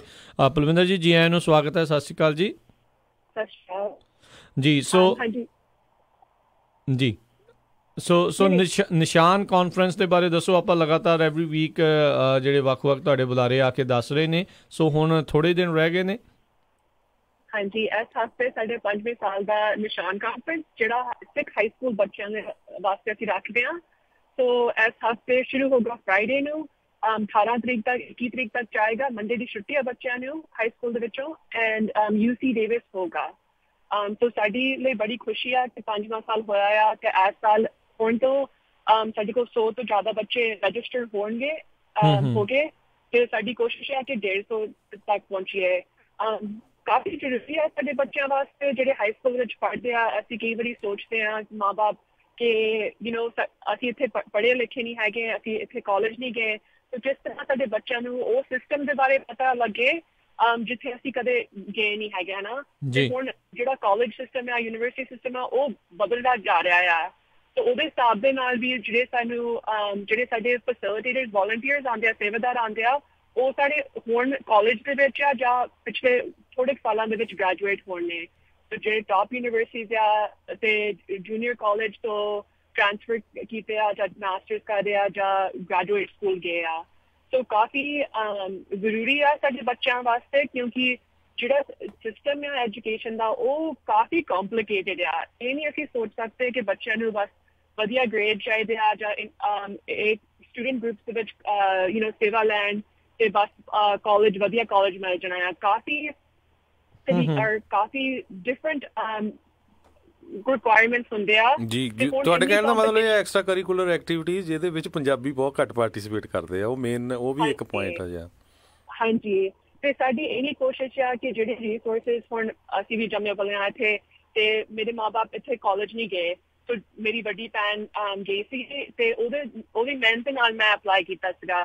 ਤੇ ਜੇ ਅਸੀਂ ਸੋਚੀਏ ਜਦੋਂ ਅਸੀਂ ਵੀ ਅਪਲਾਈ ਕਰਦੇ ਸੀਗੇ ਕਿਸ ਤਰੀਕੇ ਦੇ ਨਾਲ ਕਿਹੜੇ ਰਿਸੋਰਸਿਸ ਸੀਗੇ ਸਾਨੂੰ ਚਾਹੀਦੇ। ਸੋ ਸਾਡੀ ਇਹੀ ਕੋਸ਼ਿਸ਼ ਆ ਕਿ ਕਾਫੀ ਹੁਣ ਬੱਚੇ ਪੜ੍ਹੇ ਲਿਖਿਆ ਇੱਥੇ ਤੇ ਉਹ ਕਿਸ ਤਰ੍ਹਾਂ ਮੁੜ ਕੇ ਜਿਹੜੀ ਅਗਲੀ ਪੀੜ੍ਹੀ ਆ ਉਹਨਾਂ ਨੂੰ ਕਿਸ ਤਰ੍ਹਾਂ ਮਦਦ ਕਰ ਸਕਦੇ ਆ। ਸੋ ਉਹਦੇ ਹਿਸਾਬ ਦੇ ਨਾਲ ਜਿਹੜੇ ਸਾਡੇ ਸੇਵਾਦਾਰ ਆ ਉਹ ਸਾਰੇ ਇੱਥੇ ਉਹ ਵੱਡੇ ਆ। ਇਹ ਵੀ ਆ ਕਿ ਜਿਹੜੀ ਥੋੜੀ ਸੰਗਤ ਆ ਉਹਦਾ ਵੀ ਥੋੜਾ ਜਿਹਾ ਇਨਫਲੂਐਂਸ ਹੁੰਦਾ ਆ।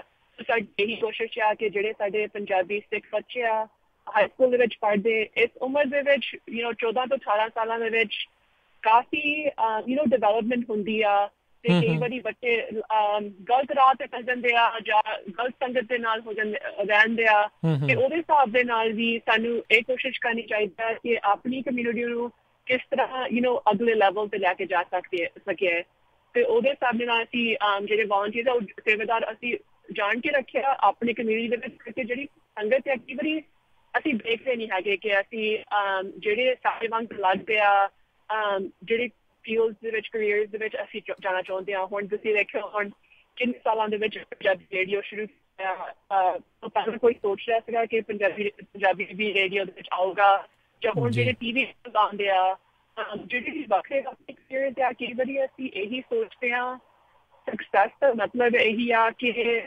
ਡਾਕਟਰ ਬਣਨਾ ਵਕੀਲ ਬਣਨਾ ਇੰਜੀਨੀਅਰ ਬਣਨਾ ਚਾਹੁੰਦੇ ਨਹੀਂ ਹੈ ਦੂਸਰੀ ਗੱਲ ਇਹ ਹੈ ਕਿ ਅਸੀਂ ਕਿਸ ਤਰ੍ਹਾਂ ਆਪਣੇ ਬੱਚਿਆਂ ਨੂੰ ਸਪੋਰਟ ਕਰੀਏ ਕਿਉਂਕਿ ਕਈ ਵਾਰੀ ਅਸੀਂ ਮਾਪੇ ਸੋਚਦੇ ਆ ਕਿ ਬਸ ਪੈਸੇ ਕਮਾਉਣੇ ਆ ਉਹਨਾਂ ਨੇ ਕਾਫੀ ਤਰੱਕੀ ਕੀਤੀ ਸੀਗੀ ਤੇ ਉਹਨਾਂ ਦੇ ਟਾਈਮ ਵਿੱਚ ਕਾਫੀ ਜ਼ਰੂਰੀ ਸੀਗਾ ਪੈਸੇ ਕਮਾਉਣੇ ਹਨਾ ਉਹਨਾਂ ਨੇ ਕਿੰਨੀ ਮਿਹਨਤ ਕੀਤੀ ਆ ਖੱਤਿਆਂ ਦੇ ਵਿੱਚ ਕੰਮ ਕਰਦੇ ਬੁੱਕ ਵਰਕ ਕੰਮ ਕਰਦੇ ਕੈਨਰੀਜ਼ ਦੇ ਵਿੱਚ ਕੰਮ ਕਰਦੇ ਫੈਕਟਰੀਜ਼ ਦੇ ਵਿੱਚ ਕੰਮ ਕਰਦੇ ਹਨਾ ਉਹਨਾਂ ਨੇ ਇੰਨੀ ਮਿਹਨਤ ਕੀਤੀ ਹੈ ਤਾਂ ਉਹ ਬੱਚੇ ਵੀ ਖੁਸ਼ ਰਹਿਣ ਕਿ ਅਸੀਂ ਸੋਚਦੇ ਹਾਂ ਕਿ ਬਸ ਪੈਸੇ ਦੇ ਨਾਲ ਸਭ ਕੁਛ ਬਣ ਜਾਂਦਾ ਆ ਪਰ ਨਹੀਂ ਹਨਾ ਜੀ ਕਈ ਡਾਕਟਰਸ ਵੀ ਹੈਗੇ ਆ ਲਾਇਰਸ ਵੀ ਹੈਗੇ ਆ ਜਿਹਨਾਂ ਨੂੰ ਕੋਈ ਖੁਸ਼ੀ ਨਹੀਂ ਆਉਂਦੀ ਉਹਨਾਂ ਦੇ ਕੰਮ ਦੇ ਵਿੱਚ ਪਰ ਮੈਂ ਜ਼ਰੂਰ ਕਹਿ ਸਕਦੀ ਹਾਂ ਕਿ ਮੈਂ ਹਰੇਕ ਸਵੇਰ ਨੂੰ ਉੱਠਦੀ ਹਾਂ ਤੇ ਮੈਨੂੰ ਕਿੰਨੀ ਖੁਸ਼ੀ ਆਉਂਦੀ ਹੈ ਕਿ ਮੈਂ ਇਸ ਤਰ੍ਹਾਂ ਦਾ ਕੰਮ ਕਰ ਸਕਦੀ ਹਾਂ ਮੇਰੇ ਮਾਂ ਬਾਪ ਨੇ ਸਪੋਰਟ ਕੀਤਾ ਆ ਕਿ ਚਲੋ ਠੀਕ ਹੈ ਤੁਸੀਂ ਮਾਸਟਰ ਡਿਗਰੀ ਕੀਤੀ ਆ ਹੁਣ ਮੈਂ ਆਪਣੀ ਡਾਕਟਰੇਟ ਕਰ ਰਹੀ ਹਾਂ ਪਰ ਉਹਨਾਂ ਨੇ ਇਹੀ ਕਿਹਾ ਕਿ ਜਿੱਥੇ ਤੁਹਾਨੂੰ ਖੁਸ਼ੀ ਮਿਲਦੀ ਆ ਕਰਕੇ ਐਂਡ ਦੇ ਵਿੱਚ ਜਿੰਨੇ ਵੀ ਅਸੀਂ ਪੈਸੇ ਕਮਾਉਂਦੇ ਆ ਜਾਂ ਨਹੀਂ ਕਮਾਉਂਦੇ ਉਹਦੇ ਨਾਲ ਖੁਸ਼ੀ ਨਹੀਂ ਆਉਂਦੀ ਹੈ ਨਾ ਉਹਦੇ ਨਾਲ ਸਰਟਨ ਥਿੰਗਸ ਬਾਏ ਕਰ ਸਕਦੇ ਹਾਂ ਖਰੀਦ ਸਕਦੇ ਹਾਂ ਤਾਂ ਸਾਡੀ ਇਹ ਵੀ ਕੋਸ਼ਿਸ਼ ਆ ਕਿ ਜਿਹੜੇ ਬੱਚੇ ਦੂਸਰੇ ਕਰੀਅਰ ਦੇ ਵਿੱਚ ਜਾਣਾ ਚਾਹੁੰਦੇ ਆ ਸੋਸ਼ਲ ਵਰਕ ਦੇ ਵਿੱਚ ਪਬਲਿਕ ਹੈਲਥ ਦੇ ਵਿੱਚ ਐਕੈਡਮੀਆ ਦੇ ਵਿੱਚ ਪ੍ਰੋਫੈਸਰਸ ਬਣਨਾ ਚਾਹੁੰਦੇ ਆ ਬੁੱਕਾਂ ਲਿਖਣਾ ਚਾਹੁੰਦੇ ਆ ਪੋਇਟਰੀ ਦੇ ਵਿੱਚ ਜਾਣਾ ਚਾਹੁੰਦੇ ਆ ਫਿਲਮਾਂ ਬਣਾਉਣਾ ਚਾਹੁੰਦੇ ਆ ਉਹ ਵੀ ਅਸੀਂ ਉਹਨਾਂ ਦੇ ਬਾਰੇ ਵੀ ਸੋਚੀਏ ਤਾਂ ਕਾਫੀ ਸਿੱਖ ਸਾਡੇ ਕਮਿਊਨਿਟੀ ਦੇ ਵਿੱਚ ਹੈਗੇ ਆ ਜਿਹੜੇ ਕਾਫੀ ਸਕਸੈਸਫੁਲ ਬਣੇ ਆ ਇਸ ਕੰਮਾਂ ਦੇ ਵਿੱਚ ਤਾਂ ਸਾਡੀ ਇਹ ਵੀ ਕੋਸ਼ਿਸ਼ ਆ ਕਿਉਂਕਿ ਘਰਾਂ ਦੇ ਵਿੱਚ ਕਈ ਵਾਰੀ ਇਹ ਗੱਲਾਂ ਹੁੰਦੀਆਂ ਨਹੀਂ ਹੈਗੀਆਂ ਨਾ ਤੇ ਅਸੀਂ ਕਈ ਵਾਰੀ ਮਾਪੇ ਵੀ ਡਰ ਜਾਂਦੇ ਆ ਕਿ ਕਿਸ ਤਰ੍ਹਾਂ ਪੈਸੇ ਬਣਾਓਗੇ ਕਿਸ ਤਰ੍ਹਾਂ ਤੁਸੀਂ ਆਪਣਾ ਜੀਵਨ ਜਿਓਗੇ ਹਨਾ ਤੇ ਸਾਡੀ ਇਹ ਕੋਸ਼ਿਸ਼ ਆ ਤੇ ਇੱਕ ਤਾਂ ਵੈਸੇ ਸਾਰਿਆਂ ਨੇ ਬਤਾਇਆ ਕਿ ਜਕਾਰਾ ਮੂਵਮੈਂਟ ਜਿਹੜਾ ਆ ਅਸੀਂ ਸੇਵਾ ਤੇ ਸੋਸ਼ਲ ਜਸਟਿਸ ਸੋ ਜਿਹੜੀਆਂ ਚੀਜ਼ਾਂ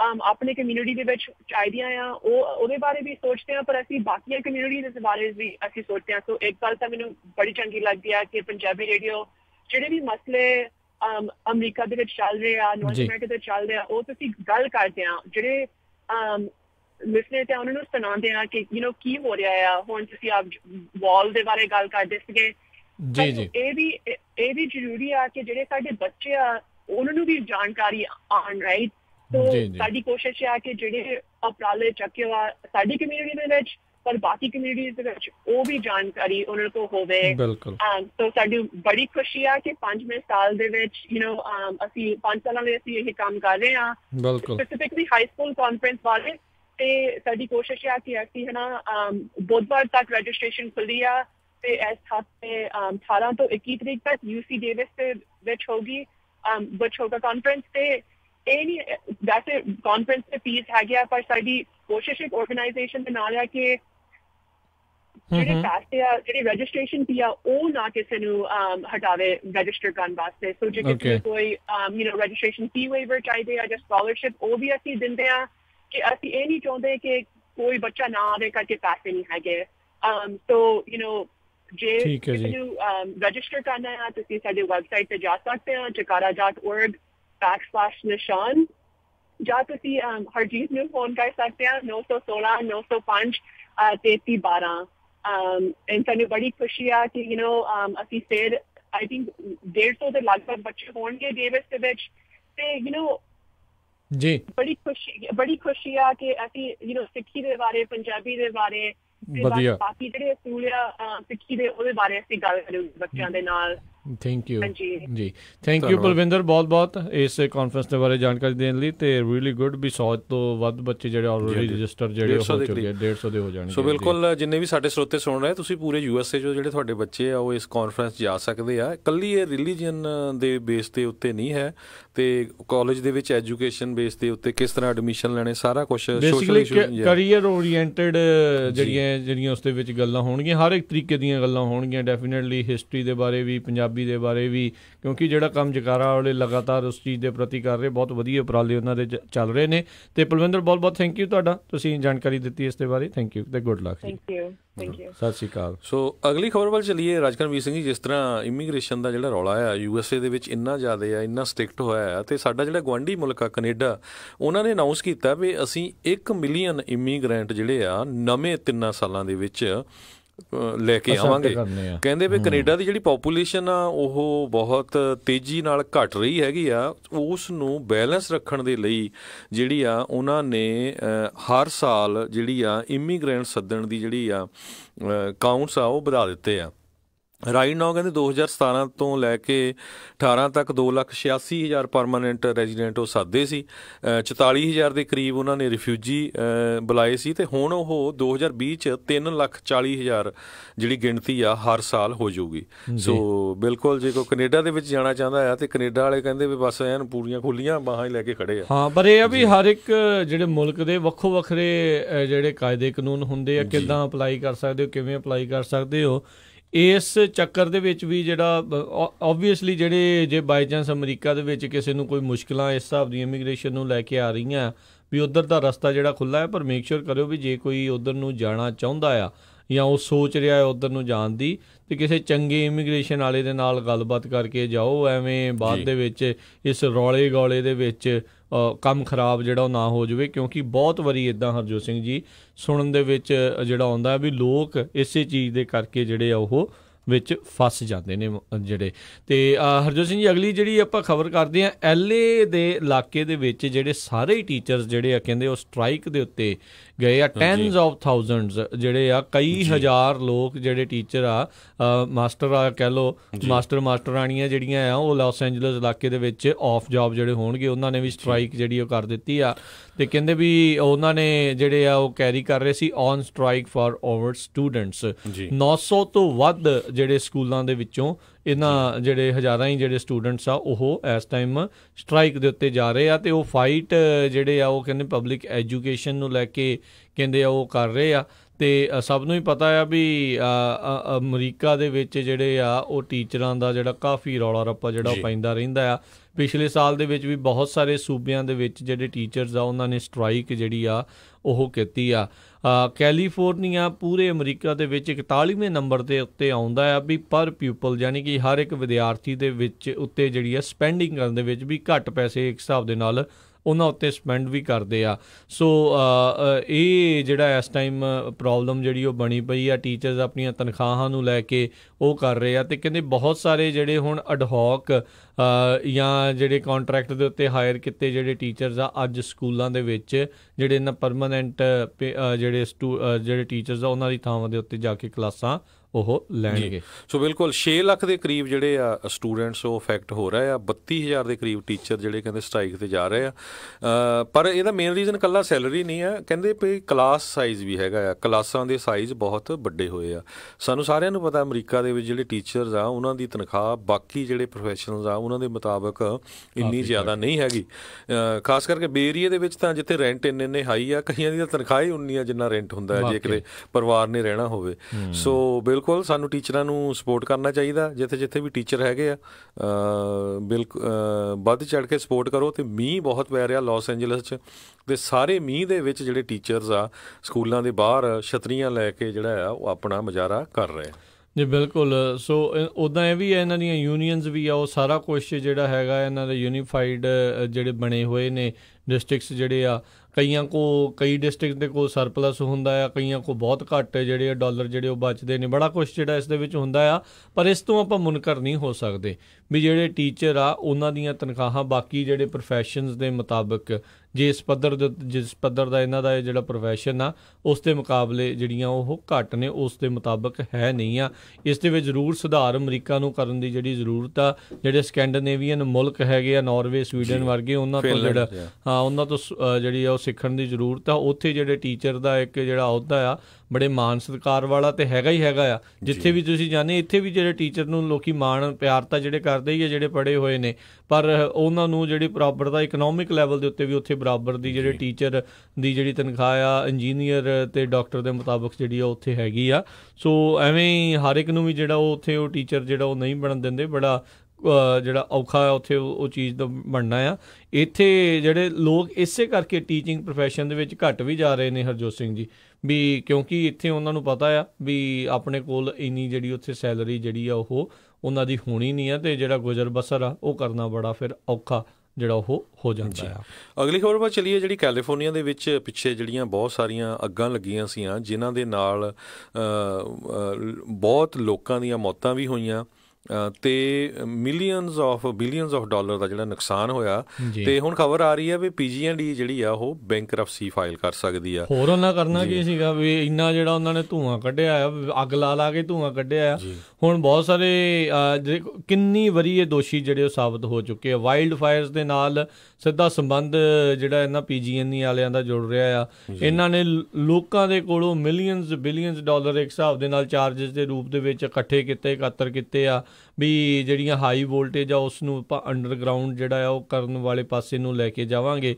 ਪਰ it's just too big to do anything. ਵੀ ਇਨਫਰਾਸਟਰਕਚਰ ਨੂੰ ਇੰਨੇ ਵੱਡੇ ਪੈਮਾਨੇ ਦੇ ਉੱਤੇ ਚੇਂਜ ਕਰਨਾ ਆ ਉਹ ਹੁਣ ਨਾਮੁਮਕਿਨ ਜਿਹਾ ਉਹਦਾ ਬਣਦਾ ਜਾ ਰਿਹਾ। ਇੱਕ ਪਾਸੇ ਉਹ ਜੇ ਬੈਂਕਰਪਸੀ ਜਿਹੜੀ ਆ ਉਹ ਫਾਈਲ ਜਿਹੜੀ ਆ ਉਹ ਕਰਨ ਜਾ ਰਹੇ ਆ, ਤੇ ਦੂਜੇ ਪਾਸੇ ਜਿਹੜਾ ਬਿਜਲੀ ਵਾਲਾ ਤੇ ਜਿਹੜਾ ਗੈਸ ਵਾਲਾ ਨੈਚੁਰਲ ਗੈਸ ਵਾਲਾ ਜਿਹੜੀ ਘਰਾਂ ਦੇ ਵਿੱਚ ਜਾਂਦੀ ਆ ਉਹਦੇ ਵਿੱਚ ਵੀ ਜਿਹੜੀ ਆ ਉਹ ਦੋ ਹਿੱਸਿਆਂ ਦੇ ਵਿੱਚ ਜਿਹੜੇ ਵੰਡਣ ਦੀਆਂ ਗੱਲਾਂ ਜਿਹੜੀਆਂ ਉਹ ਚੱਲ ਰਹੀਆਂ ਨੇ। ਤੇ ਕਹਿੰਦੇ ਵੀ ਬੈਂਕਰਪਸੀ ਜਿਹੜਾ ਲਾਇਰ ਤੇ ਜਿਹੜੇ ਐਗਜ਼ੀਕਿਊਟਿਵ ਹੈਗੇ ਨੇ PG&E ਦੇ ਮਿਲ ਕੇ ਉਹ ਫਿਰ ਮਿਲ ਜੁਲ ਕੇ ਜਿਹੜਾ ਆ ਆਉਣ ਵਾਲੇ ਸਮੇਂ ਦੇ ਵਿੱਚ ਇਹ ਜਿਹੜੇ ਫੈਸਲੇ ਰੋਜ਼ਮਰਾ ਦੇ ਜਿਹੜੇ ਫੈਸਲੇ ਆ ਉਹ ਉਸ ਦੀ ਨਿਗਰਾਨੀ ਹੇਠ ਬੈਂਕਰਪਸੀ ਜੱਜ ਦੀ ਨਿਗਰਾਨੀ ਹੇਠ ਜਿਹੜਾ ਉਹ ਫੈਸਲੇ ਲਿਆ ਕਰਨਗੇ। ਸੋ ਸਭ ਤੋਂ ਜਿਹੜੀ ਖਤਰਨਾਕ ਖਬਰ ਆ ਰਹੀ ਹੈ ਰਾਜਕਰਨਵੀਰ ਸਿੰਘ ਜੀ, ਆਪਾਂ ਸਾਰੇ ਜਿਹੜੇ ਆ ਲੜਦੇ ਰਹਿੰਦੇ ਆ, ਮੈਂ ਜੀ ਰਿਪਬਲਿਕਨ ਆ, ਮੈਂ ਡੈਮੋਕ੍ਰੇਟ ਆ, ਮੈਂ ਇਹਨਾਂ ਦੀ ਸਪੋਰਟ ਕਰਦਾ। ਜਦੋਂ ਕਹਿੰਦੇ ਪਿਛਲੇ ਸਾਲ ਅੱਗਾਂ ਦੇ ਨਾਲ ਜਿਹੜਾ ਪੂਰਾ ਕੈਲੀਫੋਰਨੀਆ ਹਿੱਲੀ ਪਈ ਸੀ, ਜਿਹਦੇ ਵਿੱਚ 85 ਤੋਂ ਵੱਧ ਮੌਤਾਂ ਵੀ ਹੋਈਆਂ, ਕਿੰਨੇ 9000 ਦੇ ਕਰੀਬ ਘਰ ਵੀ ਸੜੇ, ਤੇ ਸਾਡੇ ਜਿਹੜੇ ਇਲੈਕਟਡ ਲਾ ਮੇਕਰਸ ਆ ਉਹ ਯੂਟਿਲਿਟੀ ਕੰਪਨੀਆਂ ਦੇ ਨਾਲ ਹਵਾਈ ਦੇ ਵਿੱਚ ਨਜ਼ਾਰੇ ਲੈ ਰਹੇ ਸੀ। ਸੋ ਉਹਦੇ ਵਿੱਚ 12 ਜਿਹੜੇ ਅਸੈਂਬਲੀਮੈਨ ਆ ਜਿਨ੍ਹਾਂ ਦੇ ਨਾਂ ਇਹ ਆ, ਜਿਨ੍ਹਾਂ ਦੇ ਵਿੱਚੋਂ 2 ਰਿਪਬਲਿਕਨ ਆ ਤੇ ਬਾਕੀ ਡੈਮੋਕ੍ਰੇਟ ਹੈਗੇ ਆ। Frank ਬਿਗਲੋ, Bill Brough, Ian Calderon, Jim Cooper, Tom Daly, Heath Flora, Jim Frazier, Reggie Jones Sawyer, Freddie Rodriguez, Blanca Rubio ਤੇ ਸਟੇਟ ਸੈਨੇਟਰ ਬੈਨ ਹੁਇਸੋ ਤੇ ਕੈਥਲੀਨ ਗੈਲਗਿਆਨੀ, ਇਹ ਸਾਰੇ ਕਹਿੰਦੇ ਵੀ ਜਿਹੜੇ ਯੂਟਿਲਿਟੀ ਕੰਪਨੀਆਂ ਦੇ CEO ਸੀ ਉਹਨਾਂ ਦੇ ਨਾਲ ਹਵਾਈ ਦੇ ਵਿੱਚ ਜਿਹੜੇ ਆਪਣੇ ਘੁੰਮ ਫਿਰ ਰਹੇ ਸੀ ਜਿਸ ਟਾਈਮ ਦੇ ਉੱਤੇ ਇੱਥੇ ਅੱਗਾਂ ਲੱਗੀਆਂ ਸੀ। ਹੁਣ ਰੀਜ਼ਨ ਕੀ ਹੈ ਖਬਰ ਦਾ? ਕਹਿੰਦੇ ਵੀ ਹੁਣ ਯੂਟਿਲਿਟੀ ਕੰਪਨੀ ਜਿਹੜੀ ਆ ਪੂਰਾ ਜ਼ੋਰ ਲਾ ਰਹੀ ਆ ਵੀ ਸਾਡੇ ਰੇਟ ਵਧਾਓ। ਹੁਣ ਜਿਨ੍ਹਾਂ ਇਲੈਕਟਡ ਆਫੀਸ਼ੀਅਲਾਂ ਨੇ ਅਲਾਓ ਕਰਨਾ ਆ ਵੀ ਹਾਂ ਯੂਟਿਲਿਟੀ ਕੰਪਨੀ ਰੇਟ ਵਧਾਉਣ, ਉਹਨਾਂ ਦੇ ਨਾਲ ਤਾਂ ਉਹ ਪਾਰਟੀਆਂ ਕਰ ਰਹੇ ਸੀ। ਸੋ ਕੀ ਹੋਣਾ ਵੀ ਜਿਹੜੇ ਆਮ ਲੋਕ ਆ ਉਹ ਆਪਾਂ ਰਗੜ ਹੋ ਰਹੇ ਆ, ਜਿਨ੍ਹਾਂ ਨੂੰ ਅਸੀਂ ਇਲੈਕਟ ਕਰਕੇ ਭੇਜਦੇ ਆ ਉਹ ਆਪਣੇ ਨਜ਼ਾਰੇ ਲੈਂਦੇ ਆ। ਤੇ ਹੁਣ ਜਿਹੜੇ ਆ ਰੇਟਸ ਉਹ ਨੈਚੁਰਲੀ ਵਧਣਗੇ। ਪਰ ਹੁਣ ਇੱਕ ਰਿਪੋਰਟ ਇਹ ਐਨ ਟਾਈਮ ਤੇ ਆ ਕੇ ਪਬਲਿਸ਼ ਹੋਈ ਆ ਜਿਹਦੇ ਵਿੱਚ ਉਹਨਾਂ ਨੇ ਨਾਮ ਕਿਹੜਾ ਜਿਹੜਾ ਯੂਟਿਲਿਟੀ ਕੰਪਨੀ ਦਾ CEO ਆ ਉੱਥੇ ਹਾਜ਼ਰ ਸੀ ਜਿੱਥੇ ਗਏ ਹੈਗੇ। ਤੇ ਉਸ ਟਾਈਮ ਤੇ ਜਦੋਂ ਅੱਗਾਂ ਲੱਗੀਆਂ 19,000 ਸਟਰਕਚਰ ਕਹਿੰਦੇ ਵਿਊਟ ਕਾਉਂਟੀ 'ਚ ਅੱਗ ਦੀ ਭੇਟ ਚੜਿਆ ਸੀ, 86 ਲੋਕ ਮਾਰੇ ਗਏ ਸੀ ਜੀ। PG&E ਦੀ ਜਦੋਂ ਹੁਣ ਉਹਨਾਂ ਨੇ ਜਿਹੜੀ ਉਹਨਾਂ ਨੇ ਫਾਈਲ ਕੀਤੀ ਆ, ਉਹਨਾਂ ਨੇ ਬੈਂਕਰਪਸੀ ਜਿਹੜੀ ਫਾਈਲ ਕਰ ਦਿੱਤੀ ਆ, ਉਹਦੇ ਚੱਲਦਿਆਂ 50% ਸ਼ੇਅਰ ਉਹਨਾਂ ਦਾ ਅੱਜ ਡਿੱਗ ਪਿਆ ਆ ਜੀ। ਸੋ 50% ਜਿਹੜਾ ਸ਼ੇਅਰ ਆ ਉਹ ਉਹਨਾਂ ਦਾ ਆਲਰੇਡੀ ਅੱਜ ਡਾਊਨ ਉਹ ਚੱਲ ਰਿਹਾ ਆ। ਲੋਕਾਂ ਨੂੰ ਬੜੇ ਚਿਰ ਤੋਂ ਇਹੀ ਸੀਗਾ ਵੀ ਜਦੋਂ ਸ਼ੁਰੂਆਤ ਹੀ ਹੋਈ ਆ ਅੱਜ, ਜਦੋਂ ਕਹਿੰਦੇ ਵੀ ਬੈਲ ਰਿੰਗ ਹੁੰਦੀ ਆ ਤੜਕੇ, ਬਸ ਉਦੋਂ ਹੀ ਸਿੱਧਾ 50% ਸ਼ੇਅਰ ਜਿਹੜਾ ਉਹ ਥੱਲੇ ਜਾ ਰਿਹਾ ਅਤੇ ਥੱਲੇ ਵੱਲ ਨੂੰ ਹੀ ਰੁੱਖ ਜਿਹੜਾ ਉਸ ਦਾ ਬਣਿਆ ਹੋਇਆ। ਇਸ ਟਾਈਮ $9.26 ਦੇ ਉੱਤੇ ਜਿਹੜੀ ਕੀਮਤ ਚੱਲ ਰਹੀ ਆ। ਵੀਕਐਂਡ ਦੇ ਉੱਤੇ ਇਹ ਤਕਰੀਬਨ $18 ਦੇ ਉੱਤੇ ਇਹ ਬੰਦ ਹੋਇਆ ਸੀਗਾ। ਸੋ ਬਹੁਤ ਜ਼ਿਆਦਾ ਜਿਹੜਾ ਆ ਨੁਕਸਾਨ ਇਸ ਦੇ ਕਰਕੇ ਹੋਣਾ ਆ। ਅਮਰੀਕਾ ਦੇ ਵਿੱਚ ਜਿਹੜੇ ਹਰਜੋਤ ਸਿੰਘ ਜੀ ਜੇ ਤੁਸੀਂ ਗੱਲ ਕੀਤੀ ਹੈ ਤਾਂ ਹੁਣ ਦੇਖੋ ਸ਼ਰੇਆਮ ਇਸ ਨੂੰ ਕਰਪਸ਼ਨ ਹੀ ਕਹਿ ਸਕਦੇ ਹਾਂ, ਹੋਰ ਉੱਥੇ ਕੀ ਆ।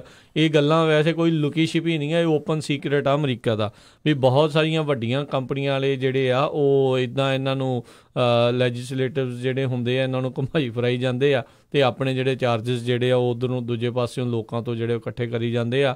ਲੋਕ ਤਾਂ ਵਿਚਾਰੇ ਦੋਨੋਂ ਪਾਸਿਓਂ ਜਿਹੜੇ ਉਹ ਪਿਸੀ ਜਾਂਦੇ ਆ। ਇੱਕ ਤਾਂ ਵੋਟਾਂ ਪਾ ਕੇ ਲੋਕਾਂ ਨੂੰ ਜਿਹੜੇ ਜਿਤਾ ਕੇ ਲੈ ਕੇ ਜਾਂਦੇ ਆ, ਉਹੀ ਬਾਅਦ 'ਚ ਉਹਨਾਂ ਨੂੰ ਉਹ ਰਗੜਾ ਲਾਈ ਜਾਂਦੇ ਆ। ਸੋ ਇਹ ਬਹੁਤ ਧਿਆਨ ਰੱਖਣ ਵਾਲੀ ਗੱਲ ਹੁੰਦੀ, ਤਾਂ ਹੀ ਆਪਾਂ ਬਾਰ-ਬਾਰ ਕਹਿੰਦੇ ਰਹਿੰਦੇ ਹਾਂ ਵੀ ਜਦੋਂ ਵੋਟ ਪਾਉਣ ਲੱਗੇ ਹੁੰਦੇ ਆ, ਇਹ ਛੋਟੀ ਤੋਂ ਵੱਡੀ ਤੋਂ ਵੱਡੀ ਜਿਹੜੀ ਗੱਲ ਆ, ਮਸਲਾ ਹੈ, ਉਸ ਦੇ ਉੱਤੇ ਤੁਹਾਡਾ ਜਿਹੜਾ ਕੈਂਡੀਡੇਟ ਹੈਗਾ ਉਸ ਦਾ ਤੁਹਾਨੂੰ ਪਤਾ ਹੋਣਾ ਚਾਹੀਦਾ ਵੀ ਉਹਦੀ ਪਾਲਿਸੀ ਕਿਸ ਪਾਸੇ ਵੱਲ ਨੂੰ ਜਿਹੜੀ ਉਹਦੀ ਝੁਕਦੀ ਹੈਗੀ। ਬਿਲਕੁਲ, ਸਾਡਾ ਸਮਾਂ ਸਮਾਪਤ ਹੋਣ ਵਾਲਾ। ਜਾਂਦੇ ਆਪਾਂ ਜਿਹੜੀ ਚਾਈਨਾ ਤੇ ਕੈਨੇਡਾ ਦਾ ਜਿਹੜੀ ਕਸ਼ਮਕਸ਼ ਚੱਲ ਰਹੀ ਆਪਸ ਦੇ ਵਿੱਚ, ਸਭ ਤੋਂ ਪਹਿਲਾਂ ਕੈਨੇਡਾ ਵਾਲਿਆਂ ਨੇ ਵਾਹਵਾਈ ਕੰਪਨੀ ਦੀ ਜਿਹੜੀ CFO ਆ ਉਹਨੂੰ ਅਰੈਸਟ ਕਰ ਲਿਆ ਸੀ, ਅਤੇ ਉਹ ਤੋਂ ਬਾਅਦ ਜਿਹੜਾ ਚਾਈਨਾ ਦੀ ਗਵਰਨਮੈਂਟ ਆ ਉਹਨਾਂ ਨੇ 2 ਡਿਪਲੋਮੈਟਸ ਚਾਈਨਾ ਦੇ ਅਤੇ ਇੱਕ ਕੈਨੇਡੀਅਨ ਜਿਹੜਾ ਆ ਰੋਬਰਟ ਲੋਇਡ ਸ਼ੈਲਨਬਰਗ ਜਿਹੜਾ ਉਹਨੂੰ ਅਰੈਸਟ ਕਰ ਲਿਆ ਸੀ, ਅਤੇ ਉਹਨੂੰ ਬਾਅਦ 'ਚ ਉਹਨਾਂ ਨੇ ਚਾਰਜ ਕੀਤਾ ਵੀ ਇਹ ਡਰੱਗ ਦੇ ਵਿੱਚ ਇਨਵੋਲਵਡ ਆ, ਅਤੇ 15 ਸਾਲਾਂ ਦੀ ਜਿਹੜੀ ਸਜ਼ਾ ਸੁਣਾਈ ਸੀ, ਅਤੇ ਹੁਣ ਉਸ ਨੂੰ ਮੌਤ ਦੀ ਜਿਹੜੀ ਸਜ਼ਾ ਸੁਣਾ ਦਿੱਤੀ ਆ। ਅਤੇ ਉਸਨੇ ਜਿਹੜਾ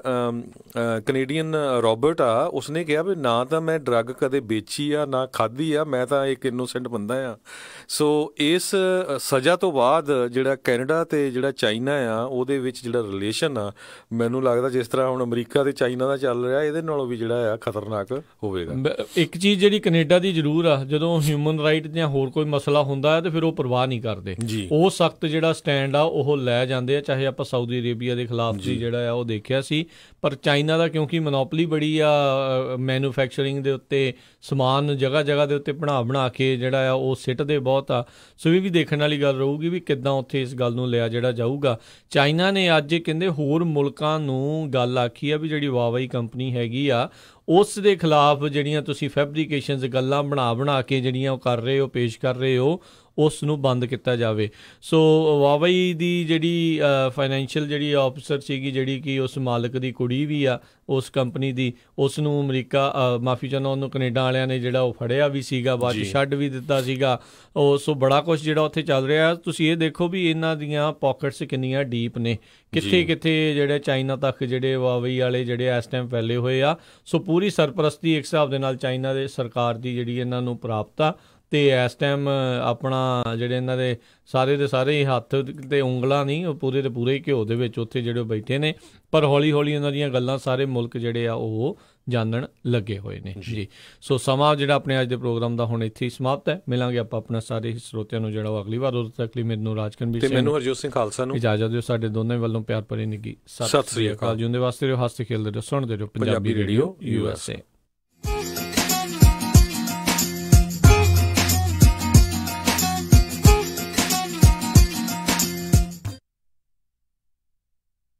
ਹਾਂਜੀ, ਕੀ ਗੱਲ ਇਮਾਨਦਾਰ ਤਸੱਲੀ ਬਖਸ਼ ਟਰੱਕ ਸਿਖਾਉਣ ਵਾਲਾ ਨਹੀਂ ਮਿਲ ਰਿਹਾ? ਫਿਕਰ ਨਾਟ, ਮੇਰਾ ਵੀ ਇਹੀ ਹਾਲ ਸੀ, ਪਰ ਹੁਣ ਮੈਂ north West truck driving school ਵੱਲੋਂ ਦਵਾਇਆ